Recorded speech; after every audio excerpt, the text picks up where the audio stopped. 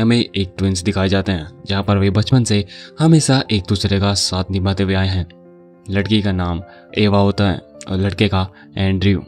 जब वे खेल रहे होते हैं तो वे एक प्रॉमिस करते हैं, तो दोनों आपस में वादा करते हैं कि वे एक दूसरे का हाथ कभी मत छोड़ेंगे। जब वे पार्क में खेल रहे होते हैं तो एंड्रयू एवा से बहुत ही ज़्यादा स्लो होता है और वो उसे स्लो होने के लिए कहता है, लेकिन एवा कह रही होती है कि तुम काफ़ी ज़्यादा स्लो हो, क्या तुम तेज़ नहीं दौड़ सकते। जिससे पता चलता है कि वे कितने ज़्यादा अच्छा दोस्त थे और एक दूसरे के बारे में जानते थे। लेकिन एक दिन उन दोनों के पिता ने एंड्रयू को अलग कर दिया, क्योंकि वो घर का सबसे बड़ा बेटा था तो उसे फैमिली का बिजनेस संभालना था। वे दोनों अलग हो गए, जिससे एवा काफ़ी ज़्यादा दुखी थी। लेकिन जब वो दोबारा उससे मिलती है तो वो उसे मरा हुआ पाती है। उसके पिता उसे बताते हैं कि एंड्रयू काफ़ी ज़्यादा वीक था, लेकिन लड़की काफ़ी ज़्यादा चिल्लाती है और रोती है कि वो वीक नहीं था। लेकिन उसे याद आ रहा होता है कि उसी ने उसको एक बार वीक कहा था, जो उसे एंड्रयू के रूप में दिखाई देता है। तभी हमें इस बैक स्टोरी से आगे बढ़ते हुए प्रेजेंट में आता है, क्योंकि एवा सपना देख रही थी, क्योंकि हमें भी बैक स्टोरी का पता तो चलना था। अब जब एवा को पता चल चुका है कि ये सिर्फ एक सपना था तो आह भरती है और सोचते हैं कि कितना ज़्यादा समय हो चुका है जब मुझे एंड्रयू का इस तरह से सपना आया है। ये सपने से वो काफ़ी ज़्यादा ड्रेन भी हो चुकी थी।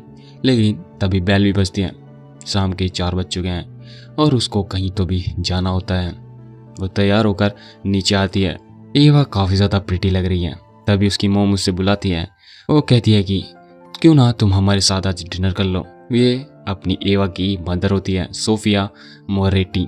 तभी उसकी एल्डेस्ट सिस्टर यानी उसकी बड़ी बहन भी दिखाई जाती है, एंगल मोरेटी, जिसकी शादी हो चुकी है। उसका एक भाई भी होता है जिसकी भी शादी हो चुकी है, विंसेंट मोरेटी।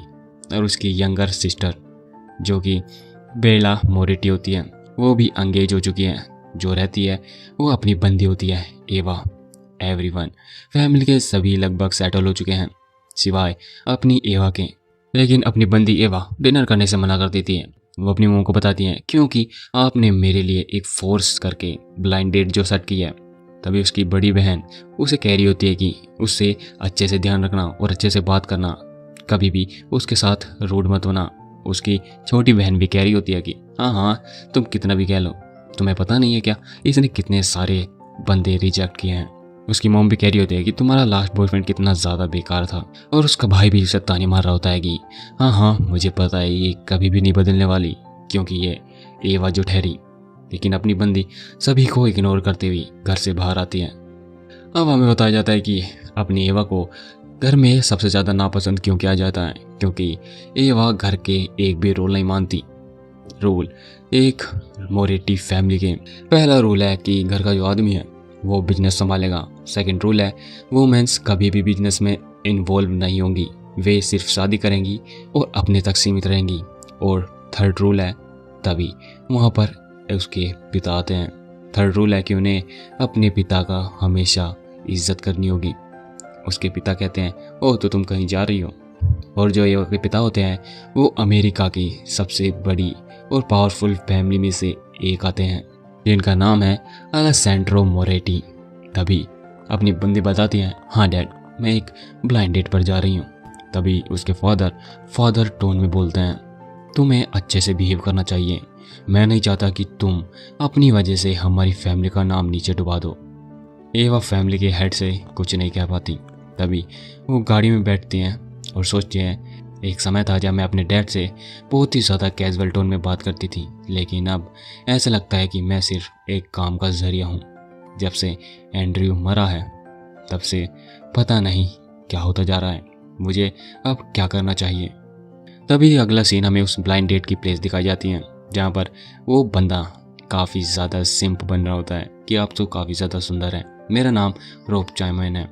और उसको बिना कंसर्न के डार्लिंग भी बुला रहा होता है। वो बता रहा होता है कि उसने एवा के बारे में काफ़ी ज़्यादा सुना है। और वो बता रहा होता है कि उसके फादर काफ़ी ज़्यादा समय से एवा के फादर से पार्टनरशिप में है, लेकिन अपनी एवा को इन सब में कोई दिलचस्पी नहीं है। वो देख रही होती है कि ये कन्वर्जेशन कितनी ज़्यादा बोरिंग जा रही है। वो बस जल्दी से खाना खाकर वहाँ से जाना चाहती हैं। तभी एक वेटर आती है और एक ड्रिंक सर्व करती है, लेकिन वो बंदा कहता है कि हमने तो ये ऑर्डर किया ही नहीं था। तभी दूर बैठा एक और बंदा कहता है कि ये मैंने ऑर्डर किया था। हमें उस बंदे को अच्छे से दिखाया जाता है, उसके हाथ में घड़ी और कामनेस। वो बंदा काफ़ी ज़्यादा हैंडसम लग रहा होता है और वो उन दोनों को अच्छे से कह रहा होता है कि आप दोनों एक ग्रेट कपल बन सकते हो। लेकिन लड़की को दिख रहा होता है कि वो लड़का उसमें इंटरेस्ट ले रहा है। वो सोच रही होती कि आखिर ये मुझे इस नज़रों से क्यों देख रहा है। तभी जो रोब होता है, जो ब्लाइंड डेट पर आया होता है, वो जल्दी से कह रहा होता है कि वो सच कह रहा है, हमारी जोड़ी काफ़ी ज़्यादा अच्छी लगेगी। और वो तभी अपनी पॉकेट से एक रिंग निकालता है और उसको प्रपोज कर देता है कि क्या तुम मेरी फ्यूचर वाइफ बनना चाहोगी। लेकिन ये बहुत ही ज़्यादा सडन होता है अपनी एवा के लिए। वो नहीं चाहती कि वो तुरंत शादी कर ले। वो उसको काफ़ी ज़्यादा मना रहा होता है कि हमारी फैमिली भी काफ़ी ज़्यादा अच्छी होगी, क्योंकि हम बहुत ही ज़्यादा पावर फैमिली में से आते हैं। यहाँ तक कि रोब बच्चों के बारे में भी सोच रहा होता है कि एक बच्चा एक बच्ची।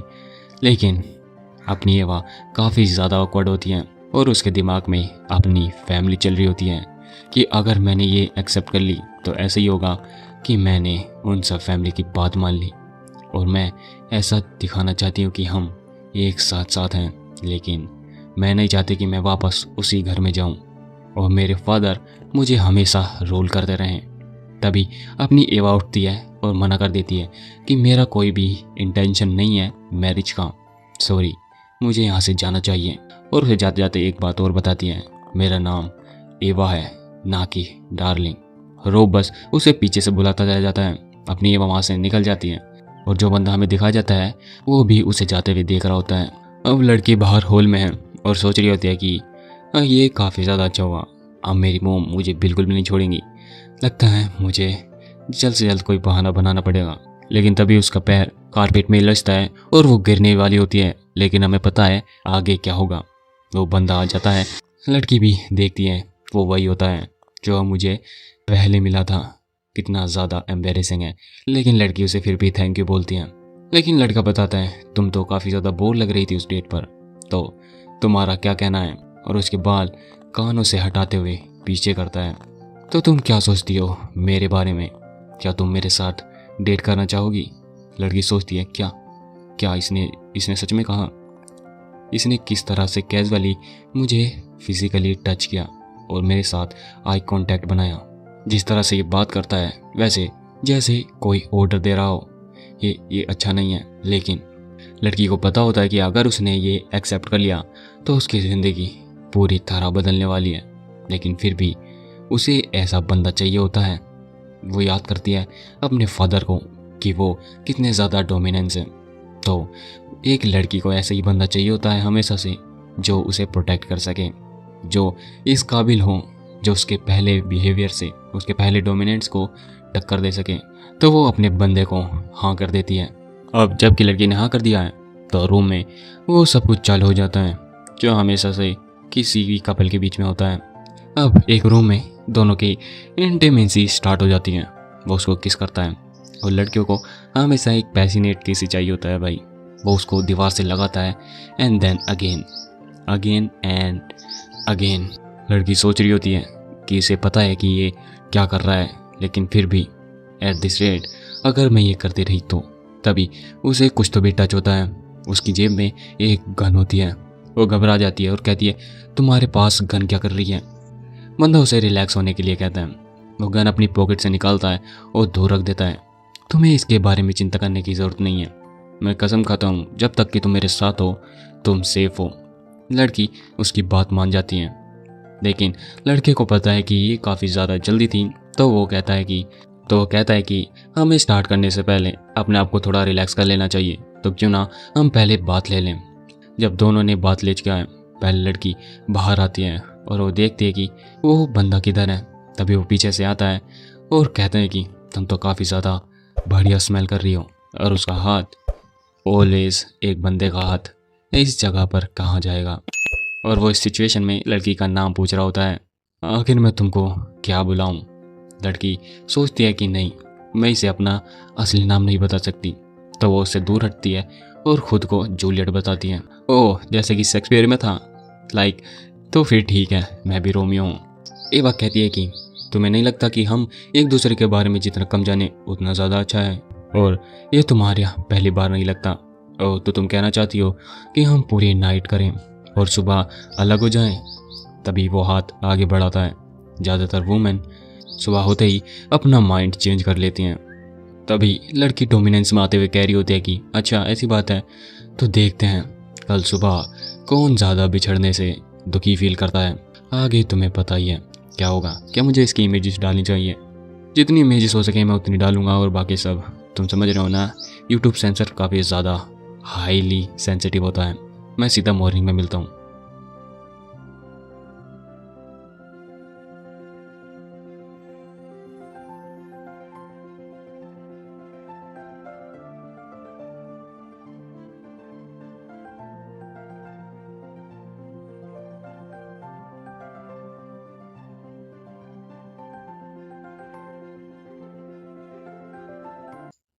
सुबह एवा उठती है और आईने में देख रही होती है कि उसके पूरे शरीर पर लव बाइट्स होते हैं। लाइक ये बंदा पूरी दुनिया को बताना चाहता है कि हमने वन नाइट स्टैंड किया है। तभी वो बाथरूम से बाहर आती है और अपने बंदे को देखती है और देखती है कि वो सोते हुए एक एंजल की तरह लगता है। बिसाइड कि उसने कल रात को कितना ज़्यादा डेविल वाला काम किया था, और रात को हमें दिखाया जाता है कि वो उस पर पूरी तरह डोमिनेंस कर रहा होता है। लेकिन अपनी एवा को लगता है कि मैंने उस रात से पहले कभी भी इतना ज़्यादा एंजॉय नहीं किया था। और एवा एक नोट उसके टेबल पर छोड़कर और उस पर एक किस डालकर चली जाती है। बाद में जब लड़का उठता है तब वो एवा को गुड मॉर्निंग कहता है, लेकिन देखता है कि एवा एक्चुअल में वो है ही नहीं। वो समझ जाता है कि वो ऑलरेडी लीव कर चुके हैं। तभी उसे टेबल पे वही नोट मिलता है जिसमें पैसे भी होते हैं। उस पर लिखा होता है कि कल रात के लिए थैंक यू, जिसे पढ़कर बंदे को काफ़ी ज़्यादा इरिटेशन हो रही होती है। वो एक फ़ोन मिलाता है और उस बंदी को यानी कि अपनी एवा को ढूंढने के लिए किसी को कह रहा होता है कि, और इस बंदे को पता है कि उसने अपना रियल नेम नहीं बताया था। साथ ही साथ वो तैयार भी हो रहा होता है और वो उसके फीचर्स बता रहा होता है कि मुझे नहीं पता कि वो क्या है, लेकिन उसकी आंखें काफ़ी ज़्यादा सुंदर हैं। लाइक उसकी हाइट होगी 5'6", ग्रीन आइज हैं और वो अपनी 20s में है। वो बाहर आता है और उसके लिए सिक्योरिटी गार्ड खड़े होते हैं। वो गाड़ी में बैठता है, वो कहता है कि, और वो कपोनी रेजिडेंटल के लिए निकल जाता है। तभी फ़ोन के दूसरी साइड से आवाज़ आती है कि आखिर आप उसे ढूंढ क्यों रहे हैं? बंदा बताता है मुझे नहीं पता, शायद से मैं उससे रिवेंज लेना चाहता हूँ और बताना चाहता हूँ मुझे से मेल को एक प्रोस्टिट्यूट की तरह इस्तेमाल करने का नतीजा क्या होता है। पिछली रात की हमें कुछ क्लिप्स दिखाई जाती हैं। यहाँ पर लड़की बता रही होती है कि यानी कि अपनी एवा बता रही होती है कि लड़कों के साथ मेरे रिश्ते कुछ ज़्यादा अच्छे नहीं चलते क्योंकि मैं उनके साथ कंफर्टेबल फील नहीं करती। ऐसा लगता है कि अगर तुम किसी के साथ हो तो तुम किसी प्रेशर में हो। लड़का कहता है कि मुझे लगता है कि मैं तुम्हें समझ पा रहा हूँ। जब तुम किसी के साथ होते हो तो तुम्हें उस दूसरे पर्सन का भी ध्यान रखना पड़ता है, इससे तुम काफ़ी ज़्यादा प्रेशर महसूस करते हो। लड़की कहती है ऐसा लगता है कि तुम समझ रहे हो, लेकिन लड़का बताता है हाँ मैं इसे समझ सकता हूँ कि कुछ ऐसा ही मेरे साथ भी हुआ था। लड़की सोचती है क्या इसे भी किसी बात का प्रेशर है? लड़का बताता है कि तुम इस पल को एंजॉय करो क्योंकि जब तुम सुबह यहाँ से जाओगी तो तुम अपनी पुरानी स्ट्रेसफुल ज़िंदगी में लौटने वाली हो, लेकिन अभी ये रात तुम्हें फ्री है तो तुम इस रात को किस तरह बिताने चाहोगी क्योंकि तुम्हारे पास फ्री विल जो है। तभी लड़की मुड़ती है और कहती है कि मैं ये तभी सीन कट होता है और एवा को एक स्लैप लग रहा होता है क्योंकि उसके डैड को पता चल चुका है कि ना कि वो डेट से छोड़ कर आई है, बल्कि एक नाइट किसी रैंडम बंदे के साथ बिता कर आई है। उसके डैड उसे पागल कह रहे होते हैं, लेकिन एवा कह रही होती है कि डैड मैं किसी से भी बिजनेस रिलेशन के चक्कर में शादी नहीं करना चाहती। लेकिन उसके डैड काफ़ी ज़्यादा गुस्सा हैं और उसे उसका मुंह बंद करने के लिए कहते हैं आखिर मैं तुम्हारा क्या करूं? तुम कब सुधरने वाली हो? तुम ये सब स्टूपिडिटी कब बंद करोगी? क्या तुम्हारा दिमाग इसलिए ख़राब हो चुका है कि तुम वो सब करती थी? मतलब ये लड़की बहुत ही ज़्यादा नशे करती थी पहले, लेकिन एवा बताती है वो काफ़ी ज़्यादा पास्ट हो चुका है, लेकिन अब मैं बदल चुकी हूँ। उसके डैड उसे चुप करा देते हैं और उसे उसी कमरे में बंद करके चले जाते हैं और कहते हैं अब तुम यहाँ पर बंद रहोगी, अपनी एवा अपने डैड को मनाने की कोशिश करती हैं, लेकिन अब वो अपने कमरे में बंद है और याद कर रही होती है कि कैसे उस बंदे ने कहा था कि ये रात तुम्हारी फ्री है बिना किसी प्रेशर के, तो तुम इसे कैसे बिताना चाहोगी। ये सारे शब्द उसके दिमाग में घूम रहे होते हैं और अपनी एवा को सच में फील हो रहा होता है कि मैं उस स्ट्रेंजर के साथ ज़्यादा फ्री फील कर पा रही थी, ज़्यादा आज़ाद फील कर पा रही थी, एक्सेप्ट माई ओन फैमिली। ऐसा लग रहा है मैं अपनी फैमिली में ही सफ़र कर रही हूँ। हमें इस दुनिया के जो भी पावरफुल फैमिलीज़ हैं उनके बारे में बताया जाता है, जो पूरी दुनिया में फैली हुई हैं। ये रशिया और न्यूयॉर्क में भी हैं, जो कैपोनली फैमिली ने इस्टेब्लिश किए हैं, जो कि न्यूयॉर्क में है। और जो भी हेड बनने वाला है नेक्स्ट कोपली फैमिली का, उसे यंग लायन कहा जाता है, जो कि वही बंदा होता है जो एवा के साथ वन नाइट स्टैंड करके बहुत ही ज़्यादा पछता रहा होता है। हमें इसका नाम पता चलता है जो कि निक होता है। निक अब जहाँ के लिए वो निकला था वहाँ पहुँच जाता है। वहाँ पर उसकी मैनेजर उस पर काफ़ी ज़्यादा चिल्ला रही होती है कि तुम चाहते हो कि मैं एक औरत का पीछा करूं? क्या तुम मुझे इतना ज़्यादा चीप समझते हो? निक की पर्सनल असिस्टेंट होती हैं जेन, दूसरा होता है उसका ही सेकंड असिस्टेंट जो होता है लियो, जो अपने बंदे को काफ़ी ज़्यादा सुना रहा होता है कि लगता है इस बार एक लड़की से धोखा खाकर आया है ये। निक उस लड़की से कह रहा होता है कि मैंने तुम्हें इसलिए कहा था क्योंकि तुम कंप्यूटर्स में अच्छी हो, मुझे अभी तक यकीन नहीं हो रहा कि तुम उस लड़की को ढूंढ नहीं पाई। जेन उस पर चिल्ला रही होती है क्योंकि उसने सिर्फ अपनी लड़की के यानी कि एवा के कुछ ही ट्रेड्स बताए होते हैं, ना उसका नाम ना कुछ पता, लेकिन फिर भी उसने काफ़ी ज़्यादा कोशिश की है। उसने सारी CCTV फुटेज चेक की, लेकिन एक भी साइन नहीं मिला उस लड़की का कि आखिर वो रहती कहाँ पर है। लेकिन निक फिर भी उसे ताना मारते हुए कह रहा होता है कि लेकिन मैंने तो सुना था कि तुम न्यूयॉर्क में सबसे ज़्यादा पॉपुलर हो किसी भी बंदे को फाइंड करने के लिए, लेकिन जिससे जेन और भी ज़्यादा चिढ़ जाती है। फिर निक सोचता है मुझे लगा नहीं था कि वो लड़की ढूंढना इतना ज़्यादा मुश्किल होने वाला है, लगता है मुझे काफ़ी ज़्यादा मेहनत करनी पड़ेगी। एवा उसे काफ़ी ज़्यादा इंटरेस्टिंग लग रही होती है।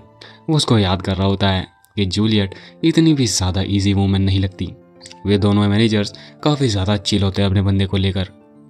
तभी मैनेजर लियो कहता है कि क्या तुमने नहीं सुना कि अपना करोड़पति ग्रेट निक एक लड़की ने उसे वन नाइट स्टैंड के लिए पे भी कर दिया है।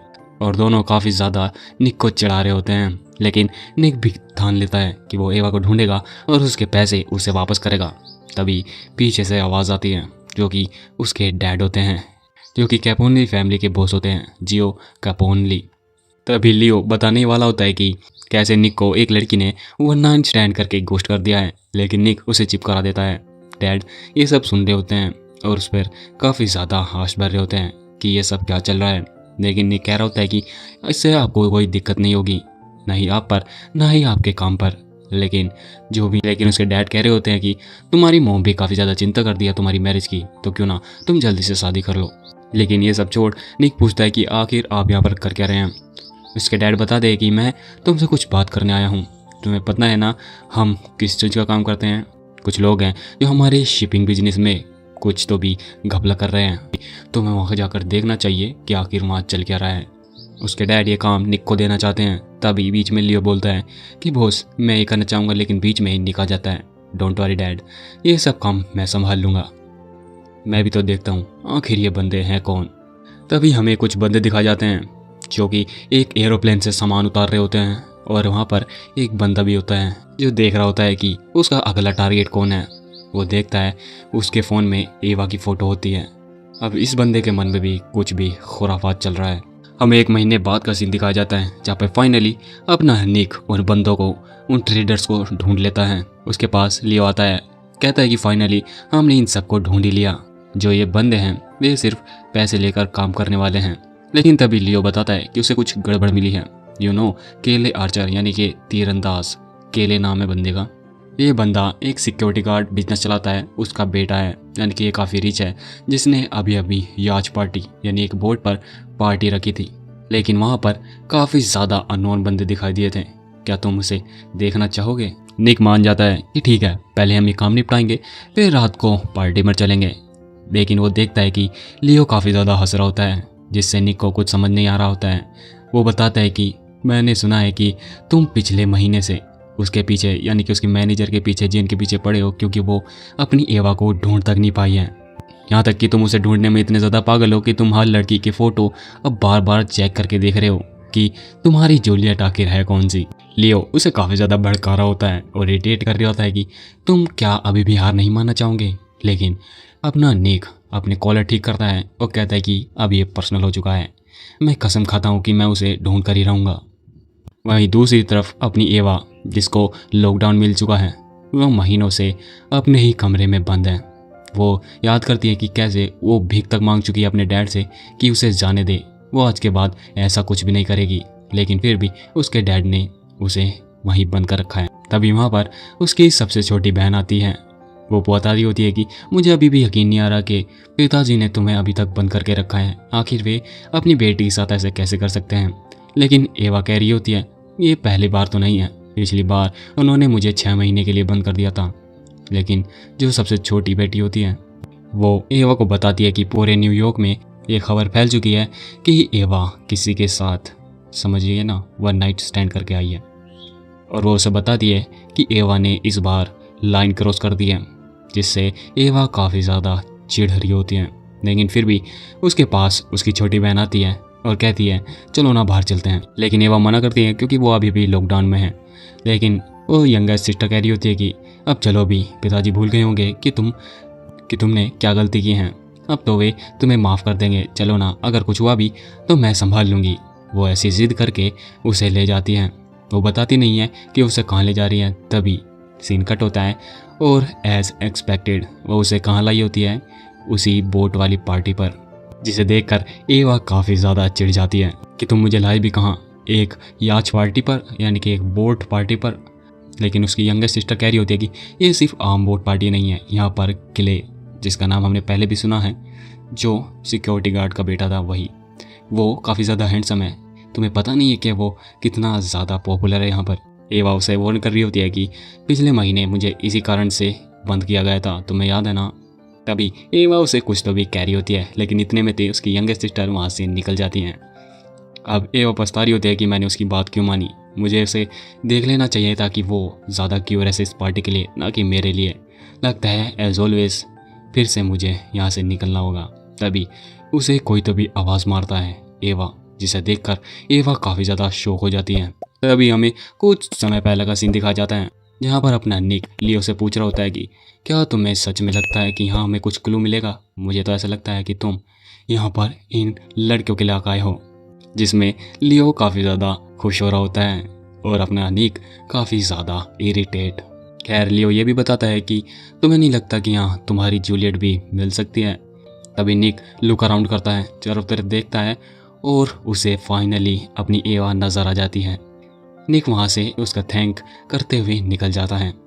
तभी हमें उसी चीज़ का सीन दिखाया जाता है जहाँ पर एवा किसी बंदे को देखकर घबरा गई होती हैं। उसके सामने एक काफ़ी ज़्यादा टोल बंदा होता है जिसका नाम होता है जिमी, जिसे अपनी लड़की काफ़ी ज़्यादा नापसंद कर रही होती है और उसे वहाँ से जाने के लिए कहती है। लेकिन उस जिमी को कुछ भी फ़र्क नहीं पड़ रहा होता। वो बताता है कि ओह तुम कितनी ज़्यादा कोल्ड हो, हम एक समय पर लवर हुआ करते थे।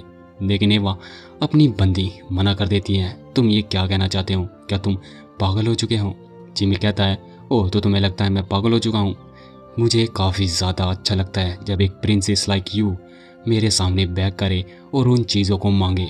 यानी कि इस स्टोरी में जो ये बंदा है, इसने अपनी बंदी को वो वाला सामान, मतलब ये जिमी जो है अपनी बंदी के जीवन में जो भी वो सामान सप्लाई करते हैं ना, नशे वाला, वो है ये बंदा जिसने अपनी बंदी को एडिक्शन में डाला होगा। तभी वो उसे एक चीज़ का नाम लेता है जो कि उसी नशे वाली चीज़ से आता है। वो उसे ऑफ़र करता है, लेकिन इस बार बंदी जैसे ही अपने पास्ट को याद करती है कि उन सब के बाद उसका क्या हाल हो चुका था, वो मना कर देती है। तभी वो होश में आती है, क्योंकि अपने बंदे ने, निक ने जिमी का हाथ पकड़ लिया होता है। निक कहता है ओह तुम्हें तमीज़ नहीं है क्या, एक प्रीटी लेडी से किस तरह बात करनी चाहिए। जिमी पूछता है अपने बंदे के बारे में, आखिर वो है कौन। लेकिन अपना बंदा एवा के सामने अपना वही नाम लेता है, मैं बस एक रोमियो हूँ। लेकिन वो सोच भी रही होती है कि ये वही आदमी है ना जो कि मैं होटल में मिली थी, आखिर ये यहाँ पर कर क्या रहा है। तभी जिमी उसे पंच मारने वाला होता है कि मुझे जाने दे, लेकिन वो देखता है कि अपने बंदे निक ने गन निकाल ली होती है वो कहता है कि अगर तुमने यहाँ भी कुछ भी करने की कोशिश की तो तुम नहीं चाहोगे कि तुम्हारे शरीर में एक होल बन जाए। जिमी सोचता है आखिर ये है कौन, इसने इस जैसे पब्लिक एरिया में गन कैसे बाहर निकाली, आखिर ये है कौन और इतना ज़्यादा फेमिलियर क्यों लग रहा है, यानी कि जाना पहचाना क्यों लग रहा है। ऐसे टाइम पर और बंदा क्या ही करेगा, वो वहाँ से भाग जाता है और वही डायलॉग मारता है, मैं तुम्हें देख लूँगा, बस इतना ही। खैर अपनी एवा भी काफ़ी ज़्यादा परेशान होती है कि ये जिमी भी मेरे लिए एक नाइटमेयर बन के रह गया है। यहाँ तक कि ये कम था कि अब ये आ चुका है, यानी कि अपनी निक की बात कर रही होती है। अब निक एवा को ग्रीट करता है, जबकि निक को उसका असली नाम पता चल चुका है। खैर एवा कुछ ज़्यादा खुश नहीं लग रही होती है। निक कहता है तुम्हें देख कर लग नहीं रहा है कि तुम मुझे देखकर काफ़ी ज़्यादा खुश हो, कि ये कितना ज़्यादा बुरा है। निक बताता है कि वो उसे पता नहीं कितने ज़्यादा हफ्तों से ढूंढ रहा है, यहाँ तक कि महीनों से, जो कि अपनी बंदी को यकीन नहीं हो रहा होता है। वो बताता है कि तुमने उस नाइट के लिए मेरे लिए कुछ पैसे छोड़े थे, जो कि लड़की को काफ़ी ज़्यादा एम्बेरस कर रहे होते हैं। निक कहता है मुझे एक आज तक कभी भी ऐसा फील नहीं कराया गया कि मैं एक प्रोस्टिट्यूट हूँ। खैर ये मुझे काफ़ी ज़्यादा ज़िद में डाल दिया कि मैं तुमसे एक बार तो मिलूँ। खैर एवा कहती है कि मैंने तो सिर्फ एक मजाक किया था। निक को यकीन नहीं होता कि वो सिर्फ एक मजाक था। एवा उससे माफ़ी मांगती है कि मैंने जब तुम्हें सोते हुए देखा, इतनी शांति से सो रहे थे कि मैंने तुम्हें टीज़ करने के लिए बस छोटा सा लेटर छोड़ दिया। अगर तुम्हें ये बुरा लगा हो तो मैं तुमसे माफ़ी मांगती हूँ। लेकिन ये अपने बंदे को काफ़ी ज़्यादा इम्प्रेस कर देता है। वो हाथ उठाता है, उसका हाथ पकड़ता है और कहता है कि अगर तुम्हें इतनी ज़्यादा गिल्टी फील हो रही है तो क्यों ना तुम मेरे साथ डेट पर चलो। और वो उसका हाथ चूमता है। मुझे यहाँ आसपास एक अच्छा सा रेस्टोरेंट पता है जहाँ पर नाइट में एक अच्छा सा व्यू मिलता है इस पूरी सिटी का। तो क्या ख्याल है, क्या तुम मेरे साथ डिनर करना चाहोगी? और हमें एक बढ़िया सी इमेज दिखाई जाती है, मतलब बढ़िया पोर्ट्रेट है भाई ये। लड़की उससे पूछती है आखिर क्यों? हमने तो पहले ही तय किया था ना कि वो सिर्फ एक वन नाइट स्टैंड होगा और हम दोनों रोमांटिक लाइफ के लिए बिल्कुल भी फिट नहीं है, तो आखिर क्यों? इसीलिए तो हमने वो सिर्फ वन नाइट स्टैंड किया था और अब ये बात डेट तक कहाँ से पहुँच गई। तभी एवा एक फेक स्माइल निकालती है और उससे ऑनेस्ट रहने के लिए पूछती है, कहती है क्या तुम सच बताओ, क्या तुम सच में दोबारा मेरे साथ सिर्फ एक नाइट बिताना चाहते हो? ये बात अपने निक को काफ़ी ज़्यादा कंफ्यूज कर जाती है। वो मना करता है, लेकिन एवा ने पता नहीं सुना है कि नहीं सुना, उसके मन में चलता है मुझे ये पहले से पता था। अपना बंदा सिर्फ उसे बुलाता रह जाता है, लेकिन एवा वहाँ से निकल जाती है। कहती है मैं अब इन सब में इंटरेस्टेड नहीं हूँ। मुझे ऐसा लगता है कि तुम्हारे बैट के लिए तुम्हें किसी और को ढूंढ लेना चाहिए, इसीलिए मुझे ट्रबल में मत डालना। वो वहाँ से निकल रही होती है और सोच रही होती है कि आखिर मैंने सोचा क्या था।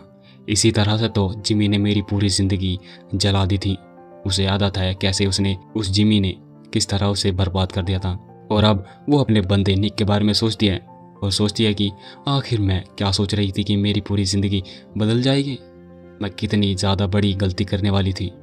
एवा वहाँ से निकल जाती है अपने बंदे को कन्फ्यूज़न में छोड़ते हुए। तभी हमें दूसरी जगह एक मीटिंग का सीन दिखाया जाता है जहाँ पर अपने निक के फादर होते हैं जो एक बंदे से मिलने आए होते हैं।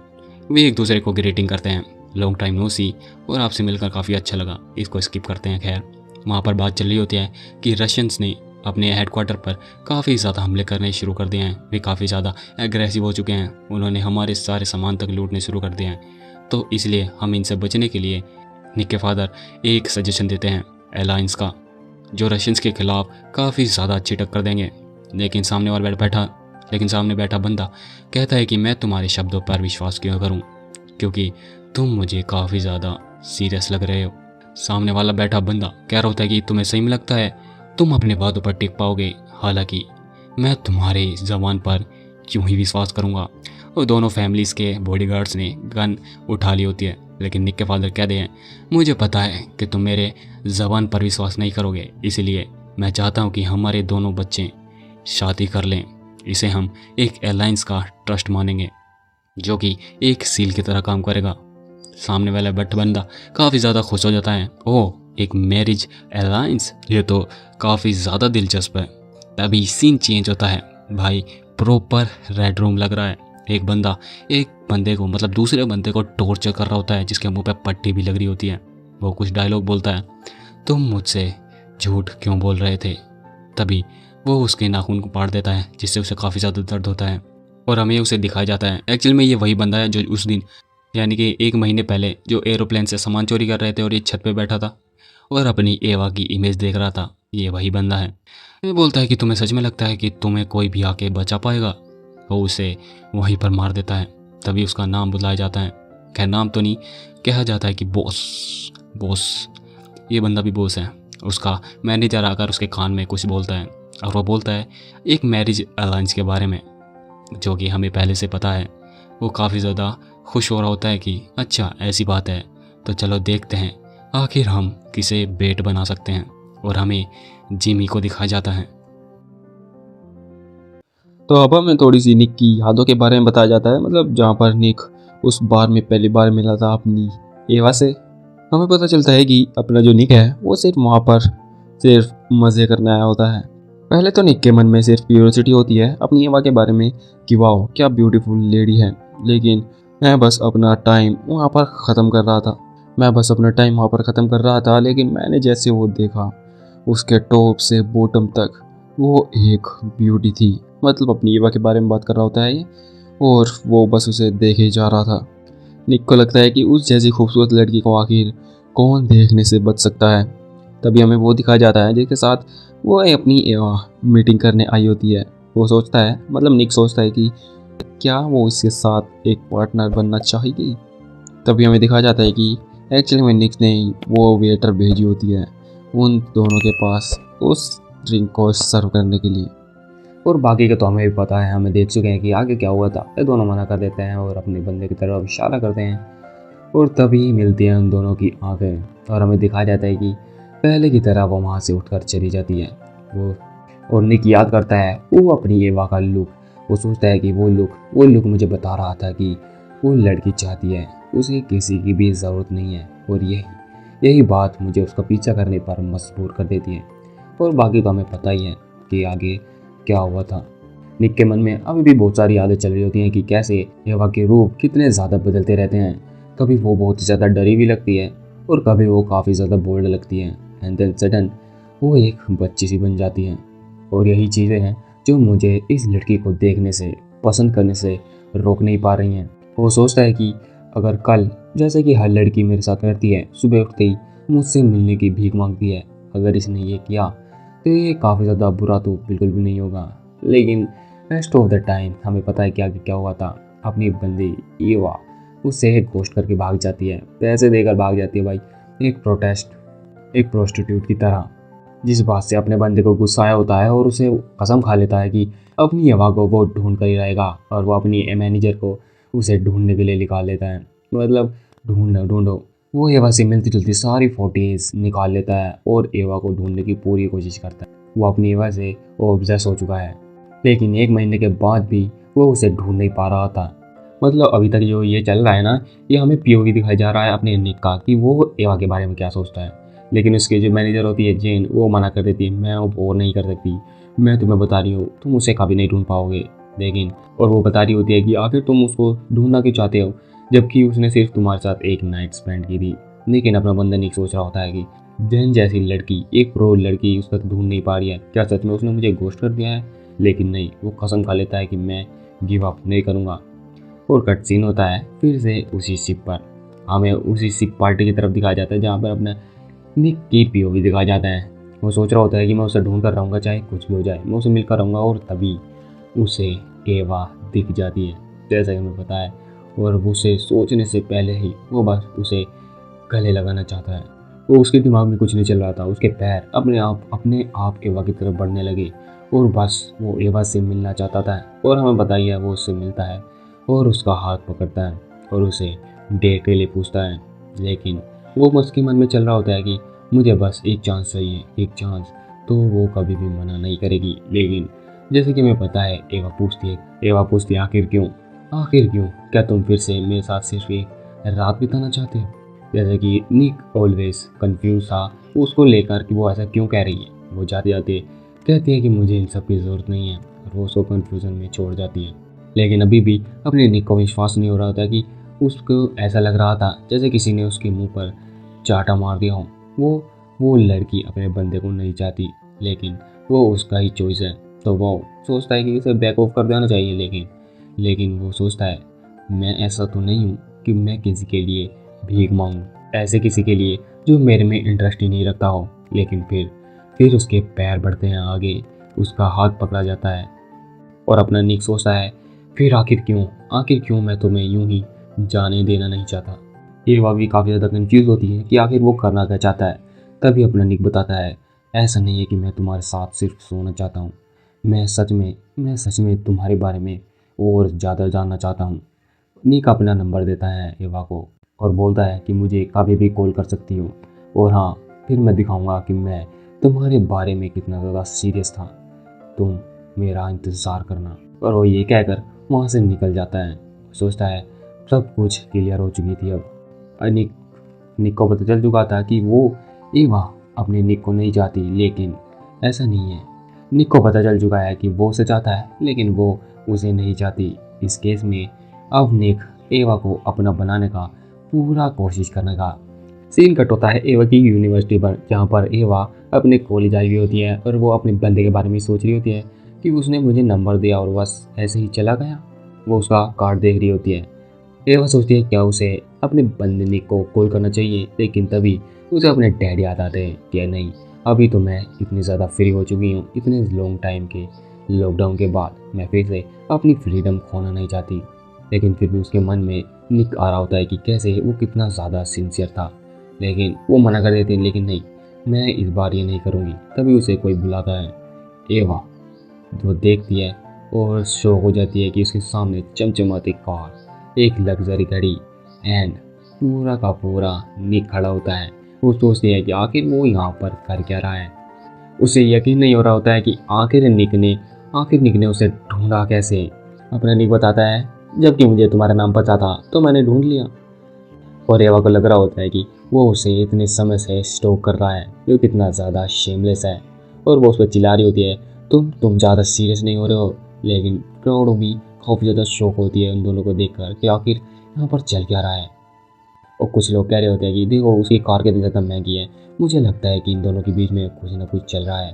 तभी एवा उसके पास आती है और धीरे आवाज़ में कहती है कि मुझे बताना चाहिए था ना, मुझे कॉल करना चाहिए था कि तुम मुझे यहाँ मिलने आ रहे हो। तुमने कहा था कि जब मैं चाहूँगी तभी मैं तुम्हें कॉल करूँगी, तो फिर क्यों। एमसी कहता है हाँ मैंने कहा था, लेकिन वो उसका बाल पकड़ता है और वो उनके बालों पर किस करता है और कहता है कि मैंने ये नहीं कहा था कि मैं तुम्हें ढूंढने के लिए नहीं आऊँगा। और पीछे क्राउड काफ़ी ज़्यादा खुश हो जाती हैं और बहुत ही ज़्यादा चीयर कर रही होती हैं कि date him date him date him. लेकिन एवा काफ़ी ज़्यादा शौक होती है। वो अपने बंदे को धक्का देती है कि लेकिन पहले यहाँ से चलो, यहाँ से निकलते हैं। निक पूछता है, उससे मजाक कर रहा होता है कि ओ तो तुम काफ़ी ज़्यादा जल्दी में लग रही हो। एवा कहती है अरे यार जल्दी चलो ना। और वो सोचती है कि ये कितना ज़्यादा बुरा है। दोनों गाड़ी में बैठते हैं और निक देखता है कि सच में एवा। वो पूछता है कि क्या सच में तुम यहाँ नहीं आना चाहती थी। एवा कहती है कि यहाँ से जल्द निकलो, लेकिन एमसी उसे रोकता है और उसके पास आता है। मुझे हेट करना थोड़ा बंद करो, तुम्हें पता नहीं है कि मुझे कितना ज़्यादा हिम्मत करनी पड़ी है यहाँ तक आने के लिए। जिसे देखकर अपनी एवा काफ़ी ज़्यादा स्पीचलेस हो जाती है। एवा कहती है आप जल्दी चलो, कितना ज़्यादा प्ले बॉय की तरह एक्ट कर रहे हो तुम। निक कहता है कि ओह तो मुझे लगता है कि ये तुम्हें काफ़ी ज़्यादा पसंद आया, तो लगता है हमें अब निकलना चाहिए। और लड़की सोचती है मैं सच में ये बस वो करना चाहता है जो ये चाहता है। और वे गाड़ी लेकर निकल जाते हैं। अपना बंदा निक अपने आप को इंट्रोड्यूस करता है कि उसका नाम निक है, लेकिन एवा कुछ भी इंटरेस्ट नहीं दिखा रही होती है। तभी अपना निक उसके बारे में सब कुछ बता देता है कि तुम्हारा नाम एवा जोन्स है, तुम्हारी एज 23 है और तुम लो की पढ़ाई कर रही हो। और अपनी एवा काफ़ी ज़्यादा इरिटेट हो रही होती है और शौक में होती है कि इतना सब कुछ उसे कैसे पता है। लेकिन अपनी लड़की एवा काफ़ी ज़्यादा रिलीव होती है कि उसे उसका रियल नाम नहीं पता है और उसने जो अपना स्कूल है वो भी फेक आईडी से रजिस्टर कराया हुआ है। वो कहती है कि ठीक है, मैं तुम्हें वार्न कर रही हूँ, मेरे डैड बहुत ही ज़्यादा स्कैरी हैं, तो कुछ भी फ़नी करने की कोशिश मत करना, वरना तुम अपने आप को कहीं और ही पाओगे। लेकिन निक हंस रहा होता है, ओह अगर ऐसी बात है तो ये काफ़ी ज़्यादा डरावना लग रहा है। लेकिन निक उसे देखता है और कहता है कि तुम चिंता मत करो, हम एक बेहतरीन डेट पर जाने वाले हैं, ये काफ़ी ज़्यादा फन होगा। तब ये वो अपने बंदे को देखते हुए सोचती है कि तुम्हें सही में लगता है जब तक कि मैं तुम्हारे साथ हूँ मैं इंजॉय कर भी पाऊँगी? और क्या हो सकता है कि मैं तुम्हें आज के बाद देख भी ना पाऊँ? तो चलो देखते हैं ये आखिर कहाँ ले जाना चाहता है। तभी हमें सीन कट होता है जहाँ के सीन को एवा देख कर काफ़ी ज़्यादा शौक हो जाती है।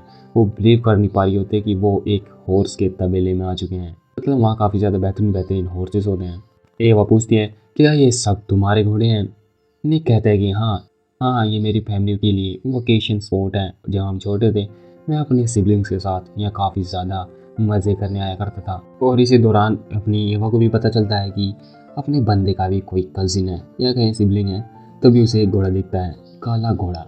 तभी वह आगे बढ़ती है और उसका नाम पूछती है। उसका नाम होता है कैसियो। वो उसकी खूबियाँ बताते हैं कि ये काफ़ी ज़्यादा बैड टेम्पर का है, इसे ट्रेन करना काफ़ी ज़्यादा मुश्किल है, ये काफ़ी ज़्यादा एरोगेंट है। लेकिन जैसे ही अपनी एवा उसको छूती है वो काफ़ी ज़्यादा ब्लश करने लगता है। मतलब घोड़ा अपना बंदा, मतलब घोड़ा एवा को काफ़ी ज़्यादा पसंद कर रहा होता है, लेकिन अभी भी अपने बंदे को यकीन नहीं हो रहा था कि वो उसे कितनी ज़्यादा इजीली ट्रेन कर पा रही होती है। और एवा को वो घोड़ा काफ़ी ज़्यादा पसंद आ रहा होता है और वो उसे काफ़ी ज़्यादा सुंदर लगता है। सडनली अपना बंदा उससे कहता है कि क्या तुम इस पर राइड करना पसंद करोगी? एवा काफ़ी ज़्यादा खुश हो जाती है, लेकिन तब वो देखती है कि वह एक ही घोड़े पर दोनों राइड करने वाले हैं, तो वो काफ़ी ज़्यादा नाराज़ हो जाती है कि हम दोनों अलग अलग घोड़े पर क्यों राइड नहीं कर सकते। तभी अपना बंदा निक कहता है कि मैं एक बिगनर को खुद से एक घोड़े को राइड करना नहीं देना चाहता। तभी अपना बंदा घोड़े को काफ़ी ज़्यादा तेज़ी से भगाते हुए ले जा रहा होता है, जिससे वह काफ़ी ज़्यादा डर जाती है और कहती है कि ये काफ़ी ज़्यादा फास्ट है। लेकिन अपना बंदा कहता है जैसे कि मैंने तुम्हें पहले भी कहा है, तुम मेरे साथ हमेशा सेफ रहोगी। और जैसे ही वह आँखें खोलती है उसके सामने होता है एक ब्यूटीफुल सीनरी। मतलब क्या ही, उसे काफ़ी ज़्यादा खूबसूरत लग रही होती है। वो बहुत ही ज़्यादा शौक हो जाती है कि ये कितनी ज़्यादा खूबसूरत है। उसे याद आता है कि जब वो छोटी थी वो ऐसी जगह पर आया करती थी और उसे काफ़ी ज़्यादा अच्छा लगता था। लेकिन मुझे नहीं लगता कि मैं ऐसी राइडिंग मैंने कब की है। और उसे लगता है कि जब वो राइड कर रही थी वो उसे ऐसा लग रहा था कि वो एक खुले आसमान में उड़ रही हो। अपना बंदा बताता है कि जब वो छोटा था वो अक्सर यहाँ पर आया करता था और वो हमेशा से ऐसी राइड लिया करता था और वो फील करता था कि वो आसमान में, खुले आसमान में फ्री उड़ रहा है, जिसे देखकर एवा काफ़ी ज़्यादा इम्प्रेस लगती है अपने बंदे से। और अपना बंदा कहता है इसलिए मुझे लगा कि तुम भी इसे काफ़ी ज़्यादा इंजॉय करोगी, जिसे देखकर एवा काफ़ी ज़्यादा ब्लश करने लगती है। खैर शाम हो जाती है और ये कितनी ज़्यादा स्ट्रेंज की बात है कि वे अभी भी साथ में हैं। उन्हें एंजॉय करते करते लगभग शाम हो जाते हैं। वे एक पिकनिक बना रहे होते हैं। उसी जगह पर अपना निक अपनी आवाज़ से एक क्वेश्चन पूछता है, ओह तो तुम लॉयर बनना चाहती हो? वो हाँ में जवाब देती है। वो बताती है कि मेरे डैड बिल्कुल भी पसंद नहीं करते थे कि उनकी फैमिली में से या कहीं उनकी डॉटर कोई भी प्रोफेशनल बने, लेकिन मैंने उन्हें कन्विंस कर लिया कैसे न कैसे करके कि फैमिली में एक लॉयर होगा तो अच्छी बात है। वो बताती है कि अभी भी वो इतनी ज़्यादा कन्विंस नहीं है। वे बस समझते हैं कि मैं सिर्फ एक एसिड हूँ कि उनकी फैमिली के लिए पॉलिटिकल मैरिज या ऐसे ही किसी धंधे के लिए बनी हूँ।